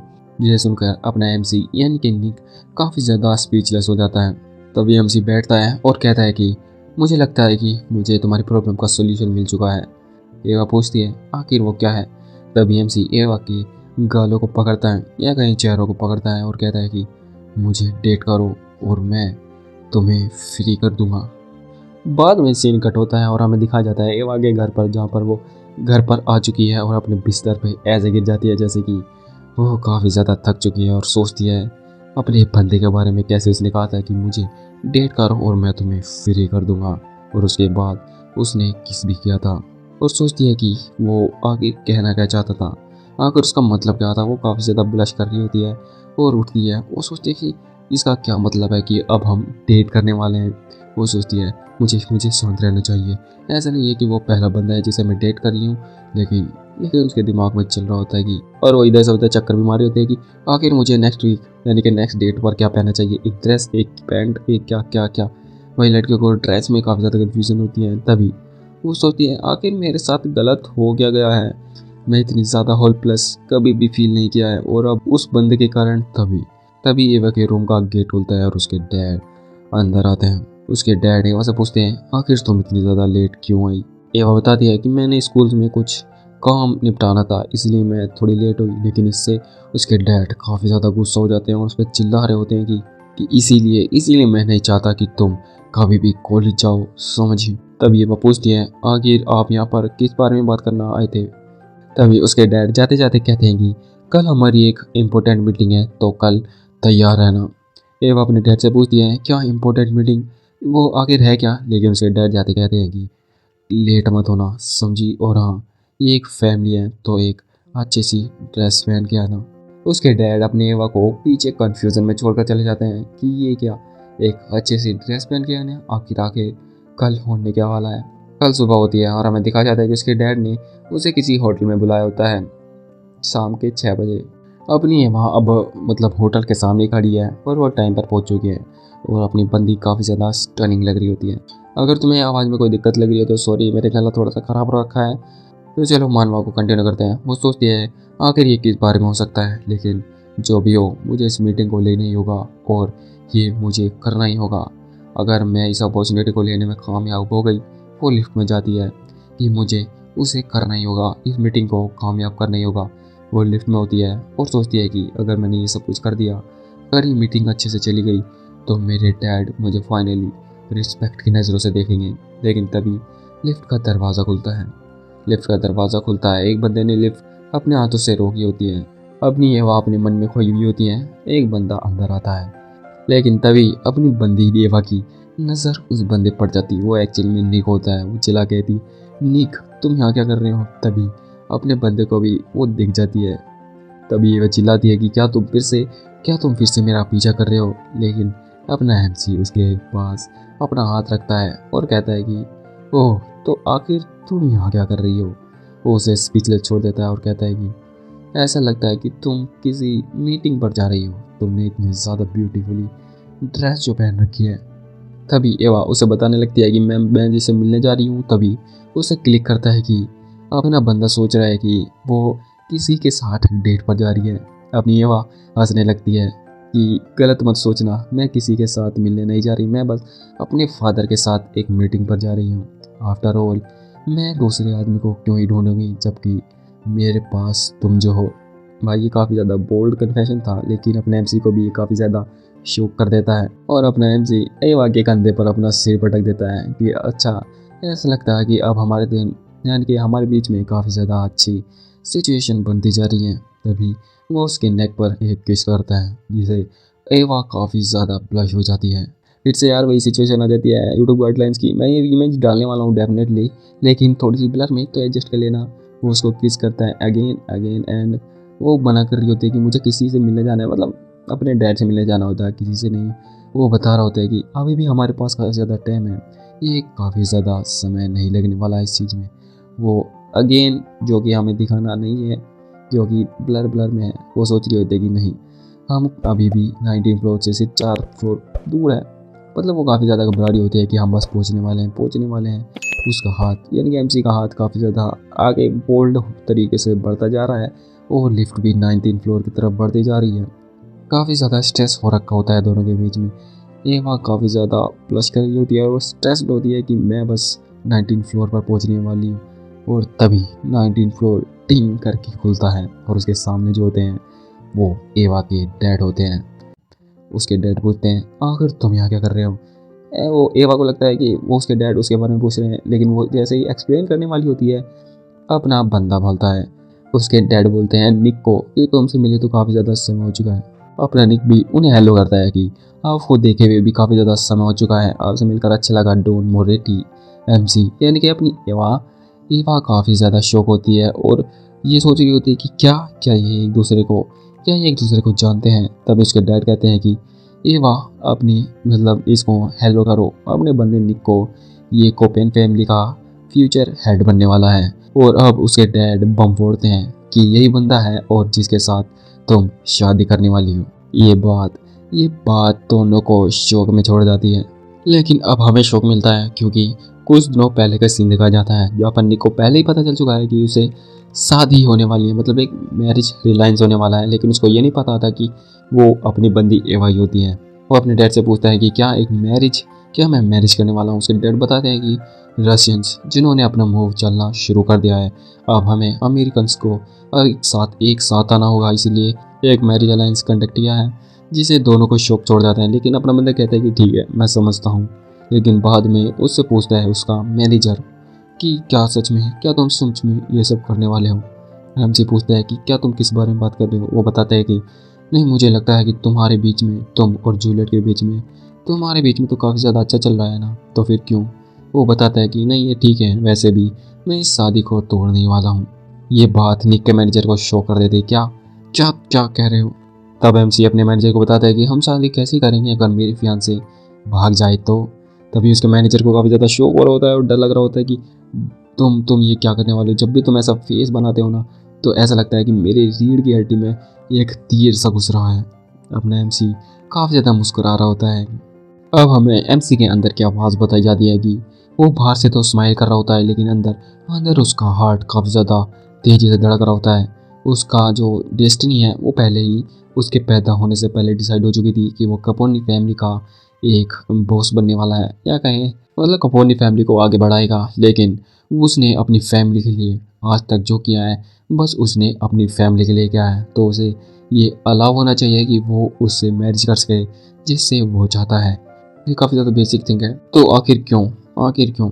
तब उसे याद आता है कि उसने कैसे वादा किया था एवा से कि अगर वो उसे डेट करती है कि वो उसे, तो वो एवा को फ्री कर देगा। उसे याद आता है कि कैसे उसने यही शब्द दोहराए थे, और उसे याद आता है कि उसने आखिर ये सब क्यों कहा था। क्यों, क्योंकि जब भी वो एवा को देखता है उसे याद आता है अपनी फैमिली। जब भी वो अपनी फैमिली की बात करती है, उसे अपनी फैमिली के बारे में बात करते हुए नज़र आती है। तो इसीलिए वो मुझे याद दिलाती है कि उसके दिल पर क्या गुजरती है। इसलिए मैं चाहता हूँ एटलीस्ट एवा अपने आप को फ्री फील करे, आज़ाद फील करे। मैं एवा को आज़ाद करना चाहता हूँ। प्रेजेंट में वो सोच रहा होता है और वो सोच रहा होता है कि अगर मैंने उसके मुंह पर ये शब्द दोहराए होते तो वो मुझे एक स्लैप धर देती। और वो आके बंद करता है और एवा को काफ़ी ज़्यादा मिस कर रहा होता है। और प्रेजेंट में पता चलता है कि अब एमसी भी शौक होता है कि जिससे वो शादी करने वाला था वो एक्चुअल में एवा ही निकलती है। एमसी सोचता है कि जिससे मैं शादी करने वाला था, जिस फैमिली में शादी करने वाला था, वो एवा की ही फैमिली है। ये फैमिली भी मतलब एवा की फैमिली भी एक मॉब फैमिली है। लेकिन इस बात को छोड़ो, सबसे ज़्यादा इम्पोर्टेंट बात यह है कि वो काफ़ी ज़्यादा खुश होता है कि वो एवा से शादी करने वाला है। वो अपनी लक पर काफ़ी ज़्यादा खुश होता है। लेकिन एवा हमें दिखा जाती है वो काफ़ी ज़्यादा शौक लगती है। हमें मीटिंग के टेबल दिखाई जाती है जहाँ पर एवा काफ़ी ज़्यादा उदास लगती है। वो कुछ भी बोल नहीं रही होती है। एमसी भी सोच रहा होता है कि एवा जब से इसको ये बात पता चली हो तो ये काफ़ी ज़्यादा डाउन लग रही है। हमें बताया जाता है कि उन दोनों के पेरेंट्स ने उनकी डेट फिक्स कर दी है। तभी निक के डैड एवा से बात करते हैं कि एवा, तुमसे मिलकर काफ़ी ज़्यादा खुशी हुई। तुम्हें पता ही होगा, तुम्हारे फादर ने तुम्हें बता ही दिया होगा इस मैरिज के बारे में। लेकिन तुरंत ही उनकी बात काटते हुए अपनी एवा बोल पड़ती है कि नहीं, एक्चुअल में मेरे फादर ने इस मैरिज के बारे में कुछ भी नहीं बताता। एवा के फादर कहते हैं मुझे तुम्हें बताने का कोई भी रीज़न समझ नहीं आता। मैं अगर कोई डिसीज़न लेता हूँ तो वो फैमिली के अच्छे के लिए होता है। तुम मुझे वापस जवाब कैसे दे सकती हो। तुम बस यहाँ बैठे हो और जो मैं कहता हूँ तुम्हें वही करना होगा। ये बातें सुनकर एमसी भी अपना निक भी काफ़ी ज़्यादा शौक में होता है कि वो अपनी ही बेटी से इस तरह टोन में और इस तरह की बातें कैसे कर रहा होता है या कैसे कर सकता है। ये बातें सुनकर अपनी एवा भी काफ़ी ज़्यादा नर्वस हो रही होती है और वो वहाँ से उठ जाती है। वो वहाँ से जाते हुए कह रही होती है कि मैं अभी आती हूँ, मैं अच्छा फील नहीं कर पा रही हूँ यहाँ पर। तभी उसके पीछे से उसके डैड उसे आवाज़ मार रहे होते हैं कि एवा, तुम यहाँ वापस आओ और जैसा मैंने कहा वैसा करो। तुम अपने संस्कार भूल गई हो क्या। तभी अपना बंदा उन्हें रोकता है और कहता है कि मुझे उससे बात करने दो। हमें दिखा जाता है कि एवा बस वहाँ से निकल जाना चाहती है। वो वहाँ से भाग जाना चाहती है। वो सोचती है कि ये कितना ज़्यादा नाइटमेयर है, ये कितना ज़्यादा बुरा है जिससे मैं आज तक भागती भी आई हूँ। मतलब एवा कभी भी ये नहीं चाहती कि उसकी बिजनेस की वजह से, उसकी फैमिली बिजनेस की वजह से उसकी शादी हो, वो कहीं सेटल हो। मतलब अभी एवा काफ़ी ज़्यादा फ्री फील नहीं कर पा रही होती क्योंकि उसकी शादी एक बिजनेस डील की तरह होती है। तभी अपना बंदा आता है और उसका हाथ पकड़ता है कि एवा, तुम्हें शांत होना होगा। लेकिन अभी एवा काफ़ी ज़्यादा नाराज़ है और उससे पूछती है कि तुम्हें पता था ना, तुम्हें इन सब के बारे में पता था ना कि मैं अपनी मैरिज के लिए फोर्स करी जा रही हूँ। तुम्हें ये सब पता था ना कि मुझे फोर्स किया जाएगा इस मैरिज के लिए। लेकिन अपना बंदा उसे समझाने की कोशिश कर रहा होता है कि कसम से मुझे नहीं पता था, मैंने भी बस कुछ ही दिनों पहले पता चला कि मुझे शादी करनी होगी। और वो बताता है कि और मुझे तो ये भी नहीं पता था कि वो पर्सन कौन होगा कि मैं जिससे शादी करना होता। लेकिन लकीली वो तुम थी। लेकिन एवा उस पर यकीन नहीं कर पा रही होती है। वो उसे झूठा बुलाती है। वो कहती है कि क्या तुम्हें सही में लगता है कि मैं इन सारी चीज़ों पर, इन सारी बातों पर विश्वास कर लूँगी? तुम मुझे ऐसी जगह लेकर गए जहाँ पर मैं ओकेजनली या कभी कभी जाती हूँ। तुमने कहा कि तुम मेरा बैकग्राउंड चेक कर चुके हो, और अब तुम कह रहे हो कि ये एक बस एक कोइंसिडेंट है। क्या सच में तुम्हें लगता है कि मैं इस पर विश्वास करूँगी? तुम कितने बड़े झूठे हो। एमसी उसे समझाने की कोशिश कर रहा होता है कि मुझे पता है कि ये बिलीव करना काफ़ी ज़्यादा हार्ड है, लेकिन मेरी बात तो सुनो। लेकिन वो उसे कहती है कि तुमने एंजॉय किया ना, तुम हमेशा एंजॉय कर रहे थे। और वो पहली बार इतना ज़्यादा रो रही होती है कि मैंने तुम पे विश्वास किया था और तुमने बस मुझे यूज़ किया एक टॉय की तरह, एक खिलौने की तरह। वो अपना हाथ छुड़ाती है और कहती है अब मुझे बिल्कुल भी फ़र्क नहीं पड़ता कि तुम्हें पता है कि नहीं, बस मुझे अकेला छोड़ दो, मैं तुम्हारा फेस दोबारा देखना नहीं चाहती। और वो अपने बंदे को छोड़ वहाँ से निकल जाती है। पीछे अपना बंदा काफ़ी ज़्यादा पछता रहा होता है। पीछे अपना बंदा काफ़ी ज़्यादा पछता रहा होता है। नेक्स्ट सीन हमें दिखाया जाता है एक बार का, जहाँ पर अपनी येवा काफ़ी ज़्यादा पी चुकी होती है। वो बस सोच रही होती है कि हो ही नहीं सकता कि वो एक कोइंसिडेंट है। वो इतना ज़्यादा घटिया आदमी था। एक मैन सडनली अपेयर होता है और वो मुझे एक नाइट स्टैंड के लिए कन्विंस कर लेता है। वो मेरे साथ एक पूरी नाइट बिताता है और फिर बताता है कि वो उससे प्यार करता है। और फिर अचानक से ये शादी सेट हो जाती है, वो भी उन्हीं दोनों के लिए जिन दोनों को बीच में पहले से सब कुछ था। ये सब कुछ प्लान नहीं लगता गया। वो काफ़ी ज़्यादा रो रही होती है, वो काफ़ी ज़्यादा मायूस होती है कि शुरू से मुझे एक प्लान में घसीटा जा रहा था। ये देखना कि एक औरत जो अपने बस फ्रीडम चाहती है, वो अपने कैद से बाहर निकलना चाहती है, वो भी अपने पिता की कैद से, और एक आदमी जो ऐसा दिखावा करता है कि वो उसे बाहर निकालने का और हाथ बढ़ाता है। क्या सच में मुझे एक ऑब्जेक्ट की तरह यूज़ किया जा रहा है, बस दूसरों के एंटरटेन के लिए? क्या मेरी पूरी ज़िंदगी इसी तरह की बन चुकी है? यह कितना ज़्यादा नाइटमेयर है, ये कितना ज़्यादा बुरा है। तभी वो एक और सिप या कहीं एक और गिलास वाइन पी जाती है। तभी हमें दिखाया जाता है कि एक ब्लैक रशियन प्रिंस ये मांगता हुआ शराब मांग रहा है, मतलब वो बंदा। और वो बंदा कौन होता है? वही पीले बाल वाला जिसको हम क्या कहते हैं, आर्चर कहते हैं, जिसको हमने पिछले एपिसोड में भी देखा था। और वो अपनी एवा के बारे में भी कहता है कि इस लेडी को भी एक और राउंड दो जो ये अभी भी और पी रही है। लेकिन एवा उससे कहती है कि देखो, मैं अभी इस मूड में नहीं हूँ कि मैं किसी से बात कर सकूँ। वो बंदा कहता है कि क्या सच में इसीलिए क्योंकि तुम अपने फियांसे को पसंद नहीं करती? ये बात एवा को शॉक करती है और वो देखती है कि आखिर से कैसे पता। तभी हमें दिखाया जाता है कि वो बंदा, उसका नाम होता है एल्क अस्निको, हम एल्क बोलेंगे। और वो अपनी एवा से बहुत ही ज़्यादा कैजुअली टोन में बातें कर रहा होता है और कहता है कि तुमसे मिलकर अच्छा लगा। अब एवा सोचती है एलेक अस्निको, मतलब इसके बारे में तो मैंने पहले कभी भी नहीं सुना। लेकिन अपनी बंदी पूछती है कि आखिर तुम्हें मेरा नाम कैसे पता? तभी अलेक बताता है कि मुझे एक्सपेक्टेड था कि तुम्हें पता नहीं होगा, लेकिन मुझे ये नहीं लगा था कि तुम्हें कुछ भी नहीं पता होगा। मुझे लगा नहीं था कि अंडरटेकर ने तुम्हें कुछ भी नहीं बताता, मतलब अंडरटेकर ने तुम्हें कुछ भी नहीं बताया। एमसी यानी कि अपनी एवा उससे पूछती है अंडरटेकर अब ये कौन है? वो बताता है कि तुम्हारा फियांसे द निक कापोलिनी। तभी वो बताता है कि अमेरिका के सबसे बड़े दो बिगेस्ट डॉन माफिया फैमिली को कपोली फैमिली ने हायर किया था, और वो बंदा जिसने अपने हाथों से काफ़ी ज़्यादा यानी कि हज़ारों बंदों की ज़िंदगी ख़त्म कर दी है, वो है अंडरटेकर ऑफ द अंडरवर्ल्ड। एवा सोचती है क्या अंडरटेकर, वो भी निक? उसे अभी भी विश्वास नहीं हो रहा होता है। वो बताता है कि मुझे सच में लग रहा है कि वो बताता है कि मैं बैट कर सकता हूँ और तुम्हें लग रहा होगा कि वो इस तरह का गाय बिल्कुल भी नहीं लगता, मतलब इस तरह का लड़का बिल्कुल भी नहीं लगता। मैं तुमसे कहना चाहता हूँ कि तुम स्कैम हो चुकी हो। लेकिन तभी अपनी एवा कहती है कि तो तुम मुझे ये सब क्यों बता रहे हो? आखिर मुझे क्या फ़र्क पड़ेगा कि वो, और तुम्हें क्या फ़र्क पड़ता है कि मुझे या कहीं मुझसे झूठ बोला गया है कि नहीं? लेकिन एल कहता है कि आखिर मुझे फ़र्क क्यों नहीं पड़ेगा। वो बताता है कि अगर तुम्हारी फैमिली एक फैमिली अलायंस में जाने वाली है, तुम हमारी फैमिली यानी कि इस बंदे की फैमिली एक बहुत ही ज़्यादा इस बात का फ़ायदा उठा सकती है। अपनी एवा सोचती है क्या सच में ये भी एक मोब फैमिली से है? तब एवा उससे कहती है कि तो फिर तुम में और उसमें क्या डिफरेंस रह गया? तुम भी तो मुझसे झूठ बोल सकते हो, सिर्फ तुम भी तो मुझसे इसी तरह का झूठ बोल सकते हो। वो अपना गिलास रखता है, वो कहता है ठीक है, तो क्या तुम खुद जाकर उससे पूछना नहीं चाहोगी कि आखिर आखिर उसने वे सारी बातें क्यों छुपाई? उससे पूछो कि उसने आखिर तुमसे ये सब क्यों नहीं बताया। क्या सच में तुम डिजर्व नहीं करती हो उन सब बातों को जानने के लिए? उसके काफी ज्यादा करीब आ जाता है। वो कहता है कि मैं वादा करता हूँ, मैं ये कह सकता हूँ कि वो एक भी शब्द तुम्हें बोलने के लिए तैयार नहीं होगा। बिकॉज अगर तुमने वो सीक्रेट ढूंढ लिया तो ये मैरिज का सब कुछ तहस नहस हो जाएगा। तुम उससे मैरिज कभी भी नहीं कर पाओगी। एवा उस सीक्रेट के बारे में सोच रही होती है। तभी एल कहता है कि अगर तुम अभी भी क्यूरियस हो या तुम अभी जानना चाहती हो तो मैं बता देता हूँ। निक कैपोलियन एक्चुअली में तभी वो बताने वाला होता है, अपना निक आ जाता है और उसका गला अपने हाथ से दबा देता है, जिसे देख एवा भी काफ़ी ज़्यादा शौक हो जाती है कि निक यहाँ पर क्या कर रहा है।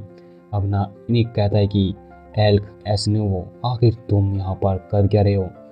एल्क कहता है कि आखिर तुम्हें क्या लग रहा है, मैं बस तुम्हारी फियांसे को, जिसका अभी अभी दिल टूटा है, उसे कन्फर्ट करने की कोशिश कर रहा हूँ।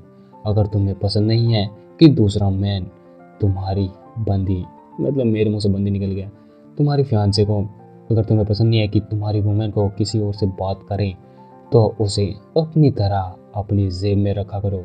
ये सुनकर अपने निको काफ़ी ज़्यादा गुस्सा आ जाता है, उसे मारने वाला होता है कि तुम सन ऑफ। तभी नेवा एवा उसे चिल्ला कर बुलाती है, निक अब बहुत हो चुका है, चलो बाहर चलते हैं। वो कहता है कि लेकिन उसे वो ले जा रही होती है कि मुझे तुमसे कुछ बात करनी है। क्या तुम मुझे बताना नहीं चाहोगे जो मैं तुमसे जानना चाहती हूँ? मजबूरी में निक को उसे छोड़ना पड़ता है। वो वहाँ से उसका हाथ पकड़कर ले जा रहा होता है। तभी एवा को वो हाथ मारता है। तभी हेल्क एवा को बुलाता है और कहता है कि तुम्हें उससे सीक्रेट के बारे में ज़रूर पूछना चाहिए। अब बाहर की तरफ जहाँ पर निक एवा को गाड़ी में बैठाकर काफ़ी दूर वहाँ से ले आया होता है और वो कह रहा होता है कि तुम्हें पता भी नहीं है कि तुम कितनी ज़्यादा सीरियस डेंजर में थी।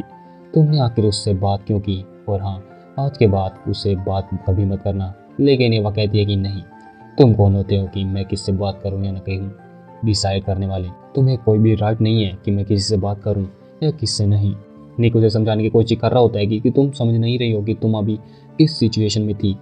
एवा पूछती है किस सिचुएशन में, आखिर तुम किस बारे में बात कर रहे हो?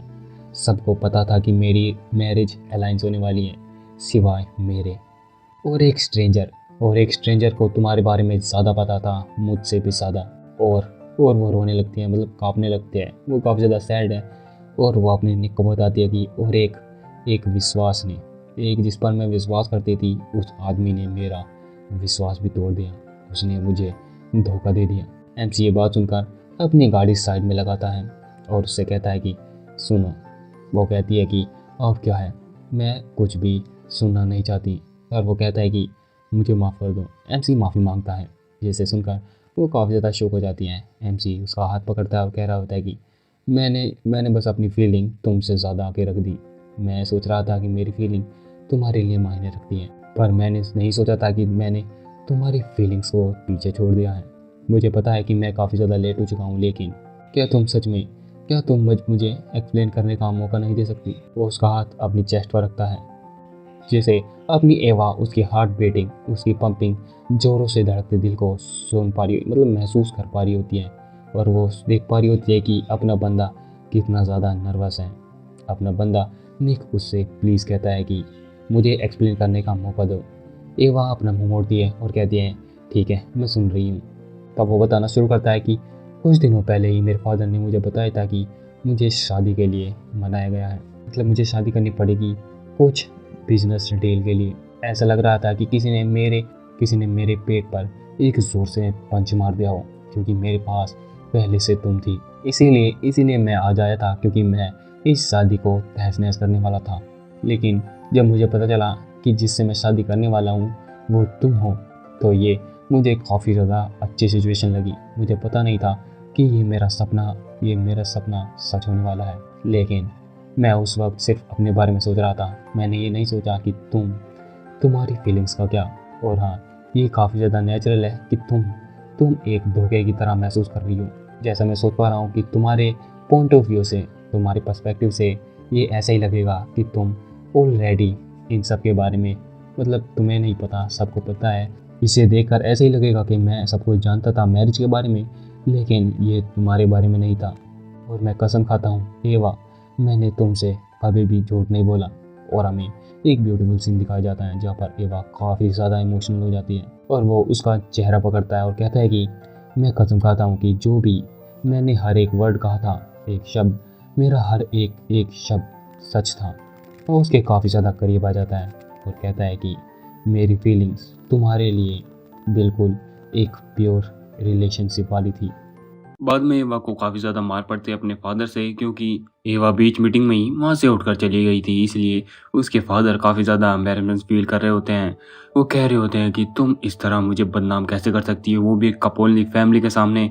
तुमने मेरी शर्म की लाज भी नहीं रखी। लेकिन एवा कह रही होती है कि आपने भी तो मेरी फिक्र नहीं की कि मैं वहाँ से क्यों उठकर चली गई, और आपने बिल्कुल भी ऐसा फील नहीं किया कि मुझे क्या फील हो रहा था। तभी उसके फादर उसका चेहरा पकड़ते हैं कि अब ये रोना धोना बंद करो, तुम वहीं पर शादी करोगी जहां मैं चाहता हूँ, चाहे तुम चाहो या ना चाहो।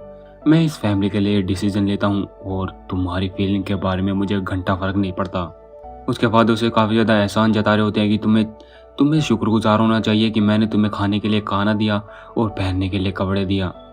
यह एवा कैसा फील कर रही होती है। हमें बताया जाता है कि एवा को हमेशा इस तरह ट्रीट किया गया कि उसके फादर उसे कभी भी पसंद नहीं करते। उन्होंने सिर्फ एवा को ऐसा डोल की तरह यूज़ किया है, एक कठपुतली जिसको कैसे भी नचा सकते हैं, कैसे भी कहीं भी ले जा सकते हैं। और अब एवा को भी ऐसा लगता था कि मैं इसके बारे में कुछ नहीं कर सकती, अगर मैं चेंज करना भी चाहूँ तो कुछ चेंज नहीं हो सकता। लेकिन तभी उसे एक आवाज़ आती है अपने बंदे की, जो कह रहा होता है कि मेरी फीलिंग तुम्हारे लिए एकदम रियल है और मैं तुमसे बहुत ज़्यादा प्यार करता हूँ। लेकिन जो ही पास्ट में हम बताया जाता है कि कार के अंदर एवा कह रही होती है कि मैं शादी करना चाहूँ या ना चाहूँ, हमारी शादी फिर भी तो होगी। लेकिन निक मना करता है कि नहीं, हम शादी नहीं करेंगे अगर तुम नहीं चाहती। मैं बस तुम्हें खुश देखना चाहता हूँ और वो दिखाना चाहता हूँ जो तुम चाहती हो। मेरे लिए बस यही मैटर करता है। तभी एवा में काफ़ी ज़्यादा हिम्मत आ जाती है। वो अपने फादर के सामने नो बोल देती है कि मैं अपनी मैरिज वहीं करूँगी जहाँ मैं चाहती हूँ, जैसा मैं चाहती हूँ। आप कौन होते हो मेरी शादी तय करने वाले? मैं उसी से शादी करूँगी जिससे मैं चाहती हूँ। तभी उसके फादर उसे एक और स्लैप मारते हैं कि तुमने अपना सिर उठाने की हिम्मत कैसे की।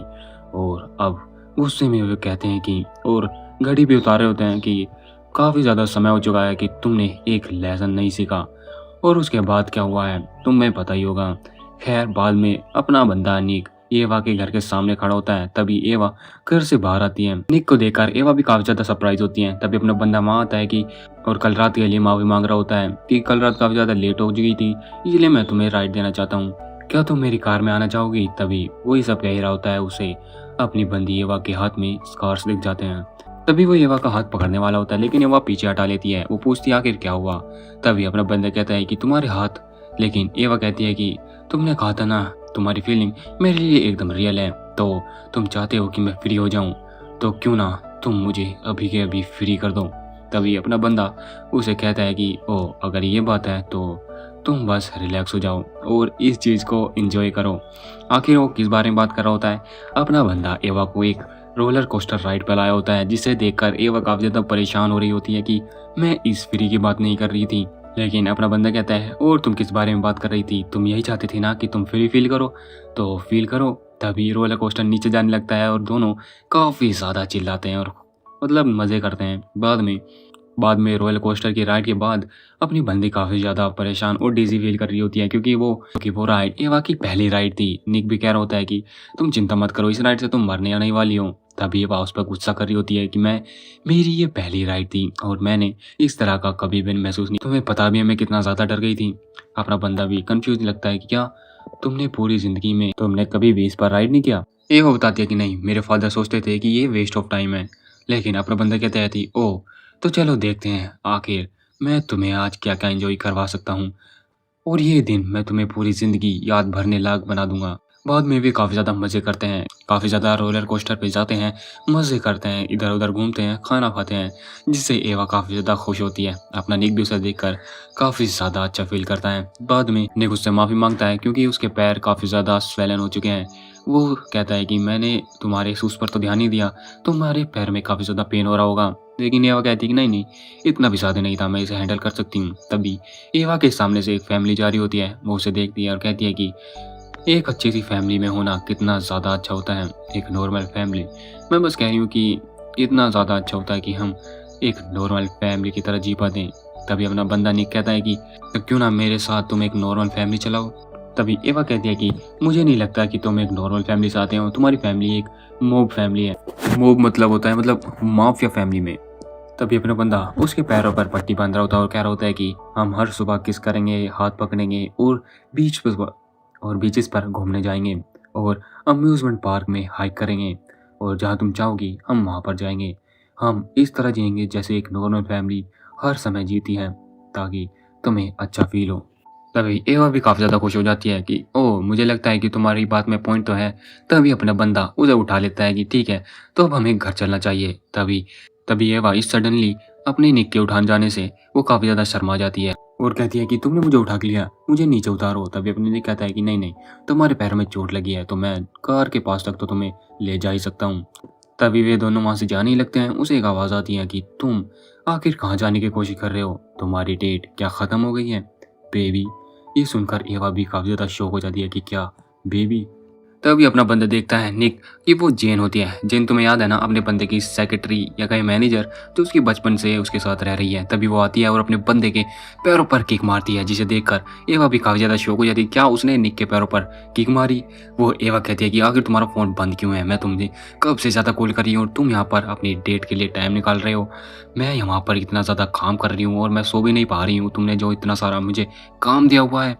अपना बंदा कहता है जेन प्लीज़ देखो, एवा भी हमें देख रही है, थोड़ा जरा बिहेव करो अपने मैनर्स को। तभी जो जेन होती है वो एवा के पास आती है कि हे, तुम तो काफ़ी ज़्यादा ब्यूटीफुल हो, जब मैं तुम्हें इन पर्सन लाइव देख रही हूँ और तुम इस बेवकूफ़ को भूल जाओ, क्यों ना तुम मेरे साथ आओ। जिससे निक भी काफ़ी ज़्यादा गुस्सा हो जाता है और वे दोनों लड़ने लगते हैं और एवा के मन में चल रहा होता है कि आखिर यहाँ पर चल क्या रहा है। तभी अपना बंदा निक कहता है कि ठीक है, मुझे लगता है कि ये काफ़ी ज़्यादा सडन है, बट मुझे लगता है कि मुझे तुम्हें अपनी फैमिली से मिलवाना ही पड़ेगा। एवा काफ़ी ज़्यादा हैरान हो जाती है, क्या इसकी फैमिली? अब हमें दिखाया जाता है उसी होटल में जहाँ पर निक और एवा पहली बार मिले थे, वहाँ पर डिनर हो रहा होता है और निक फैमिली के नाम पर लियो और जेन को सामने बिठा रखा होता है और डिनर पर काफ़ी ज़्यादा खाना होता है और एवा सोच रही होती है कि क्या हम इतना सारा खाने वाले हैं। तभी जो निक होता है वो कहता है कि वो तुम काफ़ी ज़्यादा कंफ्यूज होगी, लेट मी इंट्रोड्यूस, इन सबको मैं तुम्हें मिलवाता हूँ। देखो, ये है जेन, ये मैं इसे बचपन से जानता हूँ, ये मेरी छोटी बहन की तरह है। तभी वो लियो के बारे में बताता है कि ये भी मेरे छोटे भाई के जैसा है और तुम इसे ऐसा जान सकती हो कि ये मेरी मदद करते हैं मेरे बिजनेस चलाने में। और अपनी बंदी सोचती है क्या ये दोनों भी एक माफिया गैंग फैमिली से हैं, लेकिन इन्हें देखकर ऐसा तो लगता नहीं है, ये काफ़ी ज़्यादा एक दूसरे से खुश लगते हैं। तभी वहाँ पर एक वेटर आती है एक शैम्पेन लेकर। तभी एवा को याद आता है कि ये तो वही वेटर है जिसको हम उस पहली बार होटल में मिले थे। तभी एवा को याद होता है कि ये होटल तो वही है, वही रेस्टोरेंट जहाँ पर मैं पहली बार निक से मिली थी। तभी एवा निक से पूछ लेती है कि मैं सोचूं तो तुम्हें याद नहीं है क्या, हम एक्चुअल में इसी प्लेस में मिले थे। लेकिन अपना बंदा उसे सरप्राइज करता है कि क्या तुम्हें याद नहीं है, मैं बताता हूँ कि ये प्लेस तो मेरी ही है। मतलब अब एवा काफ़ी ज़्यादा कंफ्यूज लगती है कि क्या ये रेस्टोरेंट तुम्हारा है, लेकिन अपना बंदा उसे कहता है कि नहीं नहीं, मेरा सिर्फ ये रेस्टोरेंट नहीं, मेरा ये पूरा होटल ही मेरा है। तभी एवा को याद आता है कि ओह, तो अब मुझे याद आया कि तुम वहाँ पर उस टाइम पर क्या कर रहे थे। अपना बंदा बताता है कि हाँ, लियो अक्सर ये बिजनेस चलाता है, मैं तो बस कभी यहाँ पर आता जाता रहता हूँ और एक्सीडेंटली मैं तुम्हें उस रात मिल गया और मैं तुम्हें सिर्फ देखता रह गया और इसीलिए मैं तुम्हें बस मिलना चाहता था। तभी जो जेन और निक होता है वो काफ़ी ज़्यादा अपने बंदे को डिस्गस्टिंग वे में देख रहे होते हैं कि ये फिर से कितना ज़्यादा बिहेव कर रहा है एक मैन की तरह। तभी जो लियो होता है वो कह रहा होता है कि हाँ, तुम्हें नहीं लगता है कि वो अपनी दोस्त के साथ कितना ज़्यादा अच्छा बनने की कोशिश कर रहा है, वो कितना ज़्यादा प्रिटी बिहेव कर रहा है, वो कितना ज़्यादा डिस्गस्टिंग है। तभी अपना बंदा निक का कॉलर पकड़ लेता है कि क्या बकवास करते जा रहे हो, लगता है तुम्हें काफ़ी ज़्यादा भूख लगी है, तुम ये खाओ। वो दोनों यानी कि तीनों काफ़ी ज़्यादा लड़ रहे होते हैं, झगड़ रहे होते हैं, जिसे देखकर अपनी बंदी काफ़ी ज़्यादा हंस पड़ती है। मतलब पहली बार हम भी एवा को हंसते हुए देख रहे हैं, जिसे सुनकर अपना बंदा भी खुश हो जाता है। मतलब एक माफिया फैमिली भी नॉर्मल फैमिली हो सकती है, जिसे देखकर अपना बंदा निक भी कहता है कि ओह, तो तुम्हें मुझे मजाक उड़ता हुआ देख काफ़ी ज़्यादा फनी लग रहा है। और वे ऐसे ही बातचीत करने लगते हैं। तभी सीन कट होता है एक गली में, जहाँ पर जिमी एक बंदे से एक पुड़िया मांग रहा होता है, और ये पुड़िया किस चीज़ की है तुम्हें पता ही होगा। लेकिन वो बंदा उसे देने के लिए तैयार नहीं होता कि मुझे तुम्हें देने के लिए मना किया गया है। लेकिन जिमी पूछता है कि आखिर तुम्हें किसने मना किया है मुझे देने के लिए, जल्दी से मुझे दे। लेकिन वो वहाँ से भाग जाता है कि मैं तुम्हें नहीं बता सकता, सॉरी, तुम्हें शायद से कहीं और से ढूंढ लेना चाहिए। तभी जिमी काफ़ी ज़्यादा गुस्सा होता है, आखिर कौन है वो, आखिर कौन है जो मुझे ये सब सेल करने से मना कर रहा है। क्या वो निक हो सकता है? हो भी सकता है, उसकी पहचान बहुत ज़्यादा बड़ी है। तो क्या करूँ मैं, ये मुझे बहुत ही ज़्यादा अनोइंग फील हो रहा है। क्या कोई भी नहीं है? क्या मुझे कोई नहीं दे सकता? तभी वहीं पर अलेक आता है कि तुम तो काफ़ी ज़्यादा डेस्परेट लग रहे हो, क्या तुम इस चीज़ को ढूंढ रहे हो? तभी जिमी उसे देख लेता है, उसकी पुड़िया, और वो पूछता है आखिर तुम हो कौन और मुझे कैसे जानते हो? तभी जो एलेक होता है वो कहता है कि मैं तुम्हें इसे सेल नहीं कर रहा, मैं बस कहता हूँ कि मतलब उससे बात करना शुरू करता है कि मैं तुम्हें इसे बेचना नहीं चाहता, बस मैं इस एरिया में किसी को जानता नहीं हूँ, अगर तुम मेरी मदद करोगे तो मैं तुम इसे फ्री दे सकता हूँ। जिमी फ्री का नाम सुनकर उसकी बात मान जाता है कि तुम जो कहोगे मैं वही करूँगा। तभी अलेक कहता है कि हाँ ठीक है, मैं तुम पर विश्वास तो कर ही सकता हूँ। खैर सीन फिर से कट होता है अपनी एवा की तरफ, जहाँ पर एवा और निक बाहर घूमने आए होते हैं, एक टहलने आए होते हैं, जिसे एवा काफ़ी ज़्यादा खूबसूरत लग रही होती है सिटी। एवा को नाइट सिटी काफ़ी ज़्यादा खूबसूरत लग रही होती है। अपना बंदा उससे माफ़ी मांगता है कि डिनर पर जो भी क्योटिक माहौल था मैं उसके लिए माफ़ी मांगता हूँ। लेकिन एवा काफ़ी ज़्यादा रिलैक्स होती है कि जैसे वो लड़ रहे थे और तुम दोनों मजाक कर रहे थे, वो काफ़ी ज़्यादा फनी था। तभी एवा अपनी फैमिली निक की फैमिली से काफ़ी ज़्यादा कंपेयर कर रही होती है कि हम दोनों की फैमिली माफिया फैमिली है, लेकिन दोनों में कितना ज़्यादा डिफरेंस है। मुझे लगता है कि तुम्हारी फैमिली काफ़ी ज़्यादा लाइट हार्टेड है। तभी एवा एक क्वेश्चन उठाती है कि क्या तुम्हें डर या कहें तुम्हें फ़र्क नहीं पड़ता कि तुम एक मॉब फैमिली यानी कि माफिया फैमिली में बोर्न हुए हो। तभी जो निक होता है वो उसे देखता है और फिर कहता है कि तभी निक उसे बताता है कि मैं भी अपने आप से हमेशा ये पूछता रहता था कि मुझे इस माफिया फैमिली में जन्म क्यों लेना पड़ा। मैं वहाँ से भागना चाहता था, लेकिन इवेंचुअली मुझे याद आया कि मैं ये नहीं कर सकता। आखिर क्या ही पॉइंट बनता है इन सब का गुस्सा करने पर या कहें इन सब का भागने पर, मैं कुछ भी चेंज नहीं कर सकता। और मैंने डिसाइड किया कि मैं बस अपना बेस्ट दूंगा और प्रोटेक्ट करूंगा उन सबको जिनको मैं प्यार करता हूँ। जिसे सुनकर एवा काफ़ी ज़्यादा इम्प्रेस लगती है। अपना बंदा कहता है कि ओह मुझे लगता है कि मैंने सिचुएशन काफ़ी ज़्यादा सीरियस कर दी है, तो क्या हम घर पर चलें? तभी एवा कहती है कि मैं तुम्हें एडमायर करती हूँ, मतलब मैं तुम्हारा सराहना करती हूँ कि तुम इस तरह सोचते हो, तुम काफ़ी ज़्यादा अच्छे लड़के हो। और वो उसको देखती है और बताती है कि तुम एक बहुत ही ज़्यादा स्ट्रॉन्ग हो निक। ये सुनकर अपना बंदा काफ़ी ज़्यादा एवा के करीब आ जाता है और पूछता है क्या मैं तुम्हें एक किस कर सकता हूँ? नहीं नहीं, मैं अब अपने आप को नहीं रोक सकता, प्लीज़। तभी एवा कहती है कि तुम कितने ज़्यादा बेशर्म हो, और वो हामी भर देती है। और बाद में हमें दिखाया जाता है एक किसिंग सीन। खैर सिचुएशन फिर से चेंज होती है अपनी एवा के घर पर, जहाँ पर उसकी छोटी बहन खिड़की से बाहर देख रही होती है। एवा का वहाँ पर भाई भी होते हैं कि आखिर वो कर क्या रही है वहाँ पर। उसकी छोटी बहन बताती है कि मैं देख रही हूँ कि एवा की लव लाइफ कैसे चल रही है। हमें दिखाया जाता है कि निक अपनी एवा को कार से बाहर निकाल रहे हैं एंड देन एक और किस होती है। तभी अंदर जो एवा का भाई होता है वो उसकी छोटी बहन से पूछ रहा होता है कि आखिर वहाँ पर क्या चल क्या रहा है, क्या वो एवा का बॉयफ्रेंड है? लेकिन नहीं, वो उसकी छोटी बहन बताती है कि नहीं वो उसका बॉयफ्रेंड नहीं है, आखिर वो उसका फियांसे है, उसकी अरेंज मैरिज जो हो रही है। तभी उसे पता चलता है, उसे पता ही नहीं था, मतलब इसके छोटे भाई को, एवा का छोटे भाई और इस छोटी बहन की बड़ा भाई, इसको पता ही नहीं होता कि इसकी फैमिली में एवा की अरेंज मैरिज हो रही है। तभी एवा घर में आती है और उसकी छोटी बहन पूछती है ओह तो तुम कितनी ज़्यादा खुश लग रही हो आज, मुझे लगता है कि तुम्हें शादी करने में काफ़ी ज़्यादा अच्छा फील हो रहा है। तभी एवा काफ़ी ज़्यादा थकी हुई होती है तो वो वहाँ से जाने लगती है। तभी उसकी छोटी बहन उसे रोक लेती है कि आखिर तुम्हें उसमें क्या पसंद आया, उसके लुक्स, मनी या फिर फैमिली? तो तुम्हें ये मत बताना है कि तुम्हें तीनों पसंद आए। आफ्टर ऑल वो निक कैपोलनी जो है। ये सुनकर निक का जो भाई होता है वो काफ़ी ज़्यादा शॉक हो जाता है, उसके हाथ से कॉफ़ी या कहीं चाय का कप भी गिर जाता है और वो एवा के पास आता है और उसे पकड़ लेता है। क्या निक कपोलिनी, क्या तुम्हारा फियांसे निक कपोलिनी है? क्या वो डेड का आइडिया था? तभी जो एवा होती है वो भी काफ़ी ज़्यादा शौक होती है कि आखिर तुम क्या कर रहे हो विंसेंट, मुझे जाने दो। वो विंसेंट उसे छोड़ता है और अपने फादर के पास जाने लगता है, मतलब मुझे तो पता है क्योंकि मैंने ये पढ़ रखा है भाई। तभी एवा को कुछ समझ नहीं आता है कि आगे वो सब क्या था। अंदर एवा के फादर एक फ़ोन पर बात कर रहे होते हैं और हमें पता ही नहीं जाता कि ये कौन है भाई, किससे बात कर रहे हैं। तभी वो बात कर रहे होते हैं एवा की अरेंज मैरिज के बारे में, जहाँ पर जो फ़ोन पर होता है वो कह रहा होता है कि क्या तुम्हें सच में लगता है कि ये बिजनेस, मतलब बिजनेस के तौर पर एवा की शादी करना काफ़ी ज़्यादा अच्छी बात है? तुम्हें कितने ज़्यादा घटिया फादर हो। लेकिन जो एवा के फादर होते हैं वो कहते हो कि तुम अपने काम से काम रखो, ठीक है ना? तभी वो फ़ोन रख देते हैं। तभी गेट खोलते हुए जो विंसेंट है वो अंदर आता है और उसके फादर कहते हैं कि तुम्हें तमीज़ नहीं है कि तुम्हें अंदर आने से पहले नॉक करना चाहिए था। लेकिन विंसेंट कुछ भी नहीं सुन रहा होता है। वो अंदर आता है और अपने फादर से डायरेक्ट बात करता है कि क्या आप सीरियस हो, आप एवा की शादी निक कैपोलिनी से करने जा रहे हो। तभी उसके फादर बताते हैं कि हाँ, ये एक मैरिज अलायंस है और हम रशियन को स्टॉप नहीं कर सकते, तो हमें ये करना ही होगा। तभी वो कहता है कि नहीं, मैं ये फर्क नहीं पड़ता कि आप क्या करना चाहते हैं। वो काफी ज्यादा चिल्ला रहा होता है, वो गुस्सा होता है अपने फादर पर कि आप ऐसे कैसे कर सकते हैं, और हाँ, उसको तो पता भी नहीं है कि। तभी उसके फादर काफी ज्यादा सीरियस टोन में कहते हैं कि विंसेंट मोरेटी। तभी वो कहता है कि अगर मुझे इसके बारे में थोड़ा भी पता नहीं होता तो मैं ये सब क्यों ही सोचता, और तुम्हें क्या हिम्मत आ चुकी है कि तुम मुझसे सवाल पूछ रहे हो। तभी वो काफी ज्यादा शांत हो जाता है। वो कह रहा होता है कि मुझे बस इतना जानना था कि एवा को भी राइट्स है सब कुछ जान लेने का। लेकिन उसके फादर कहते हैं कि आखिर क्या ही बदल जाएगा, आखिर मैरिज होनी है और इससे क्या ही फर्क पड़ता है, और ये किस बारे में बात हो रही है अभी पता चलेगा। आफ्टर ऑल अगर उसे पता भी चल गया, खैर इससे क्या ही फर्क पड़ जाएगा। लेकिन तो इस केस में ये ही सबसे ज़्यादा अच्छी बात है कि उसे पता ना चले। तभी विंसेंट कह रहा होता है कि आप कितने ज़्यादा क्रूल फादर हो, क्या आप बिल्कुल भी उसके लिए सॉरी फील नहीं करते हो कि निक कैपोल ही वो बंदा था जिसने एवा के ट्विन ब्रदर को मारा था।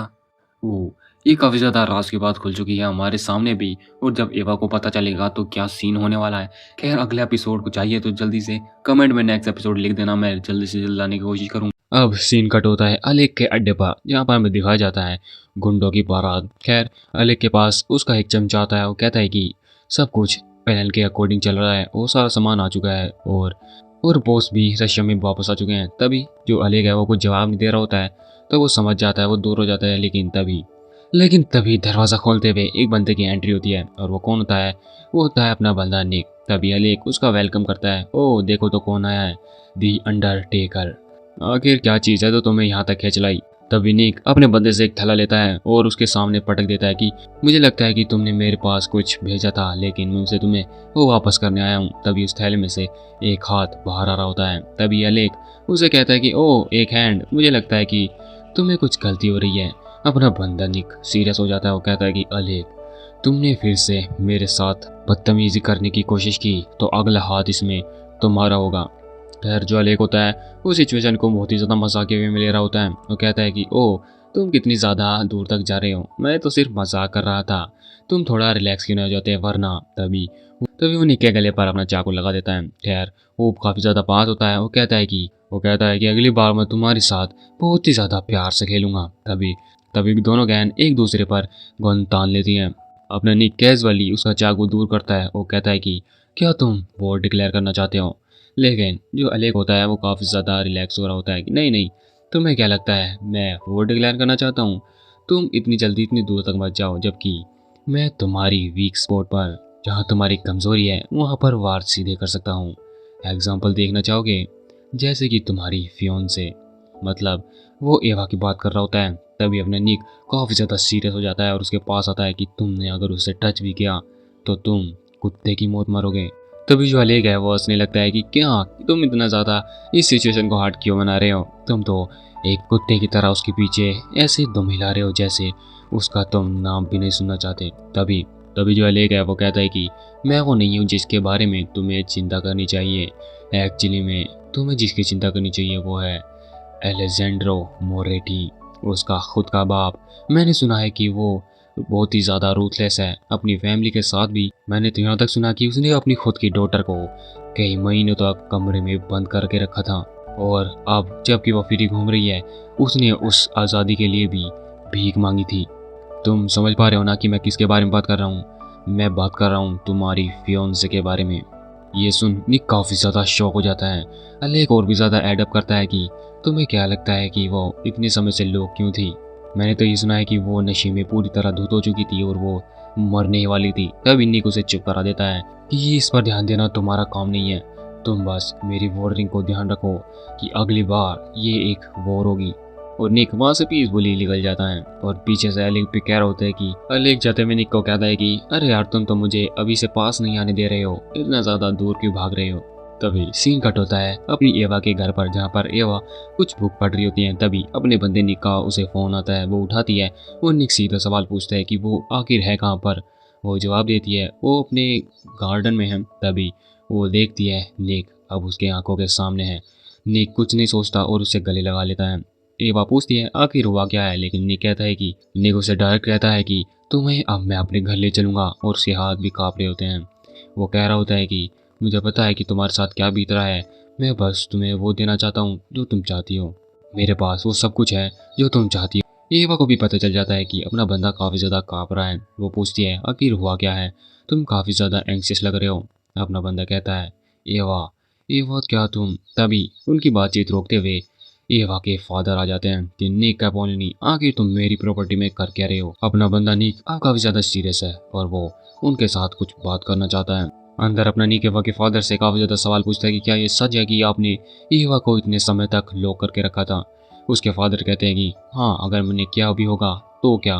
लेकिन अपना बंदा निक बहुत ही ज़्यादा गुस्सा हो रहा होता है और कहता है कि आखिर तुम अपनी बेटी के खुद की बेटी के साथ ऐसा कैसे कर सकते हो। लेकिन जो एवा के फादर होते हैं वो कहते हैं कि ओ देखो तो तुम कितना ज़्यादा इमोशनल हो रहे हो। अगर मैं बात करूँ तो जब मैंने उसे लॉक किया था तो उससे पहले वो काफ़ी ज़्यादा नशे में थी। वो लगभग मरने ही वाली थी। वो इतनी ज़्यादा पागल हो चुकी थी कि वो हमें तक नहीं पहचान रही थी। तो इसीलिए हमारी फैमिली के रेपुटेशन के चलते और हमारी कोई भी इज्जत ना गिरे, इसलिए मैंने उसे कमरे में बंद कर दिया। और यही एक तरीका था जिससे ये रोका जा सकता था। मैं बस अपनी फैमिली को बचाना चाहता था और मैंने वही किया जो मुझे सही लगा। तभी अपना निक एवा के फादर की बात काटते हुए कहता कि आपने उस व्यक्ति को यानी कि उस पर्सन को लॉक कर दिया जो अपने भाई के मौत के दुख में इतना ज़्यादा गुम था। क्या तुम्हें सही में लगता है कि ये ज़रूरी था?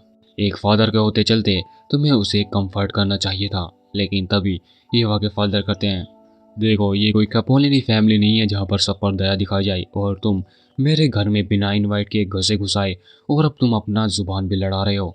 तभी अपना बंदा वहाँ से निकल रहा होता है कि ठीक है, मैं एवा को अपने साथ ले जा रहा हूँ। मैं रिफ्यूज़ करता हूँ कि वो अब यहाँ पर 1 मिनट भी रहेगी। तभी एवा के फादर कहते हैं कि वो मेरी प्रॉपर्टी है, तुम उसे कहीं नहीं ले जा सकते। ये मेरा डिसीजन है कि मैं उसे कहाँ जाने दूंगा। तभी अपना जुन्नी के वो काफ़ी ज़्यादा चिल्लाता है क्या एवा तुम्हारी प्रॉपर्टी नहीं है, समझे। बाहर एवा भी काफ़ी ज़्यादा परेशानी हो रही होती है कि अब उसे क्या करना चाहिए। वो काफ़ी ज़्यादा घबरा रही होती है कि आखिर वे दोनों किस बारे में बात कर रहे होंगे, क्या उसे कुछ करना चाहिए। लेकिन तभी अपना बंदा बाहर आ जाता है। एवा उससे पूछती है आखिर उसने डैड के साथ क्या बात की, लेकिन अपना बंदा कुछ भी नहीं सुनता। उसका हाथ पकड़ता है और वहाँ से जाने लगता है कि मैंने तुम्हारी फादर से बात कर ली है, अब हम घर जाएंगे। लेकिन एवा काफ़ी ज़्यादा परेशान होती है कि आखिर हुआ क्या, तुमने क्या बात की, वहाँ पर हुआ क्या। अपना बंदा बताता है कि मैंने सुना है कि तुम्हारे फादर तुम्हारे साथ कैसे ट्रीट करते हैं और तुम किस किन चीज़ों से गुजरी हो। निक काफ़ी ज़्यादा सॉरी फील करता है कि वो कुछ नहीं कर पाया, लेकिन वो काफ़ी ज़्यादा सॉरी फील करता है और कहता है कि मैं तुम्हारे लिए कुछ नहीं कर पाया। लेकिन तभी एवा कहती है कि लेकिन इसका मतलब ये नहीं है कि तुम मेरे फादर से फाइट ले लो, मतलब उसके फादर से झगड़ा करने लग जाओ। एवा कहते हैं कि मुझे पता है उन्होंने काफ़ी ज़्यादा किया है, लेकिन वो सब पास्ट था और ये तुम्हारा काम नहीं है। तुम्हें अपने आप को इतना ज़्यादा परेशान और इस काम में इन्वॉल्व करने की ज़रूरत नहीं है। लेकिन अपना बंदा कहता है कि आखिर तुम कहना क्या चाहती हो, क्या तुम ये कहना चाहती है कि तुम्हारी सिचुएशन पे मैं गुस्सा नहीं कर सकता और मैं बस खड़ा देखता रहूँ जो तुम्हारे साथ होता रहे, क्या तुम ये कहना चाहती हो।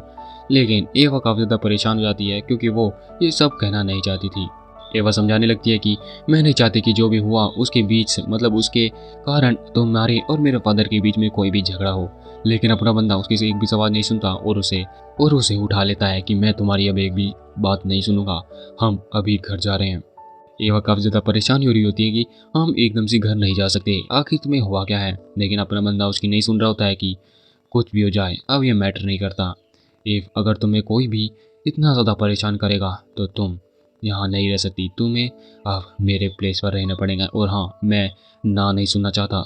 बाद में हमें सीन दिखाया जाता है जहाँ पर एवा को लेकर अपना निक अपने घर आ जाता है, जहाँ पर एवा काफ़ी ज़्यादा खुश नहीं लग रही होती है।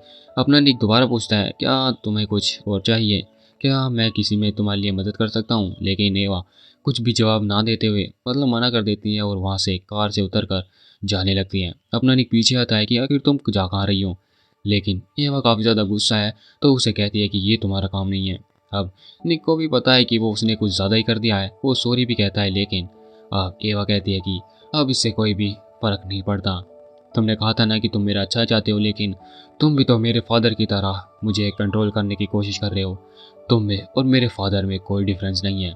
ये बात निक को जैसे चुभ जाती है, लेकिन तभी एवा कहती है कि तुम तुरंत ही गुस्सा हो गए और मुझे मेरे ही घर से उठाकर यहाँ पर ले आए। तुमने मुझसे एक बार भी नहीं पूछा कि आखिर मैं क्या चाहती हूँ। लेकिन अपना बंदा निक भी उसे समझाने की कोशिश कर रहा होता है कि मैं बस तुम्हारी सेफ्टी चाहता था, इसलिए मैं वहाँ से तुम्हें यहाँ पर लेके आ गया।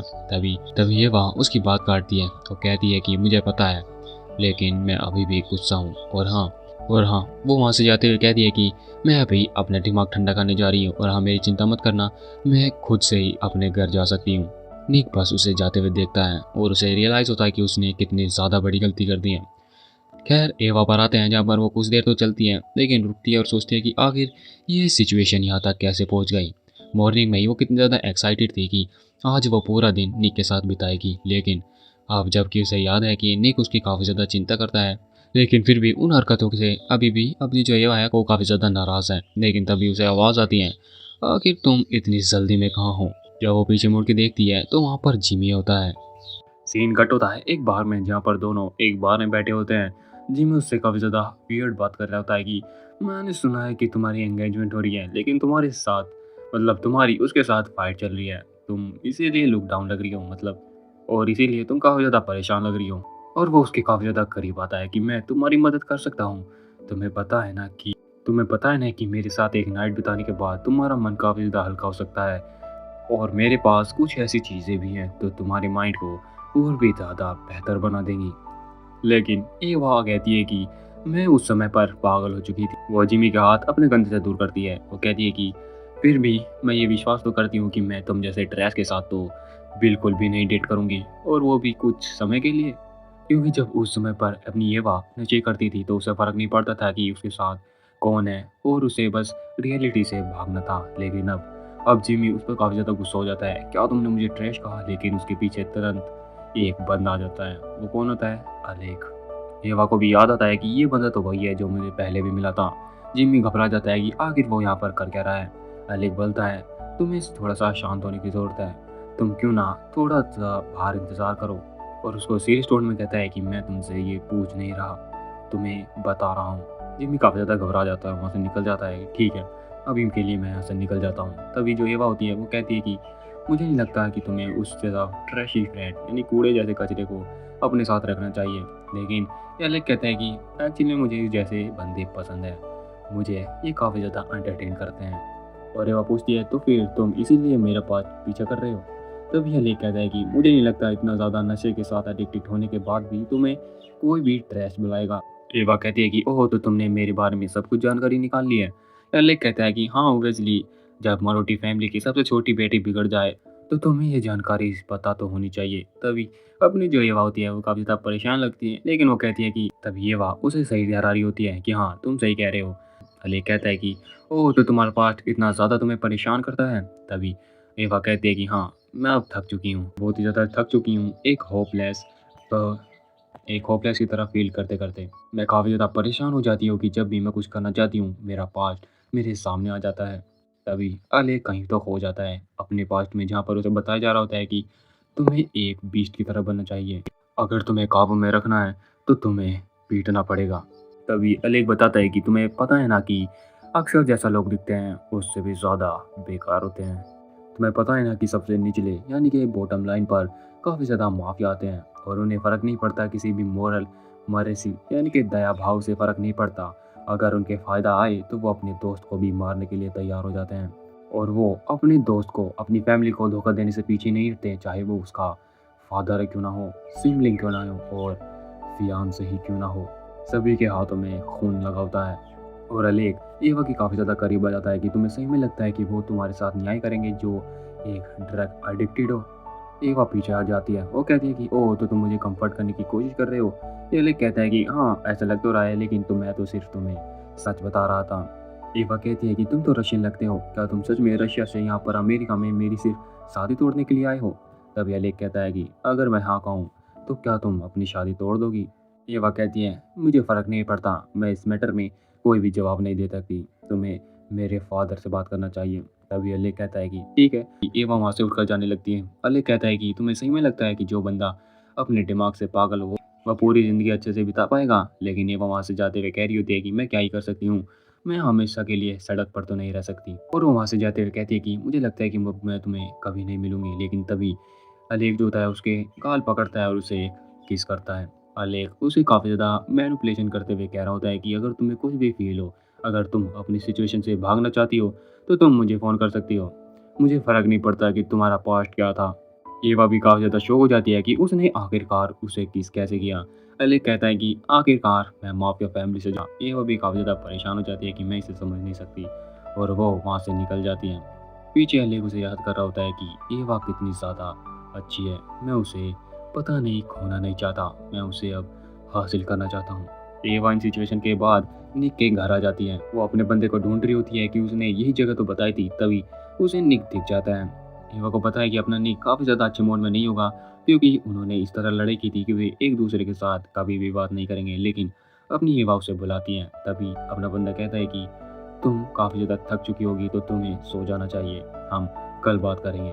सचमुच मुझे लगता था कि कल मेरे पास बोलने के लिए कुछ नहीं होगा, लेकिन अपना बंदा कहता है कि मैं अभी काफ़ी ज़्यादा गुस्से में हूँ, और तुमने शराब भी पी रखी है, और तुम नशे में भी हो। मुझे नहीं लगता कि ये अभी सही समय है बात करने का। तभी ये वह चिल्लाती है कि आगे तुम मुझे इस तरह ट्रीट क्यों कर रहे हो, जैसे कि मुझे एक परेशानी हो।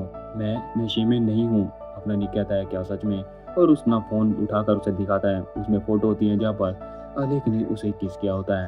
अपना बंदा कहता है अब क्या तुम इसे एक्सप्लेन कर सकती हो?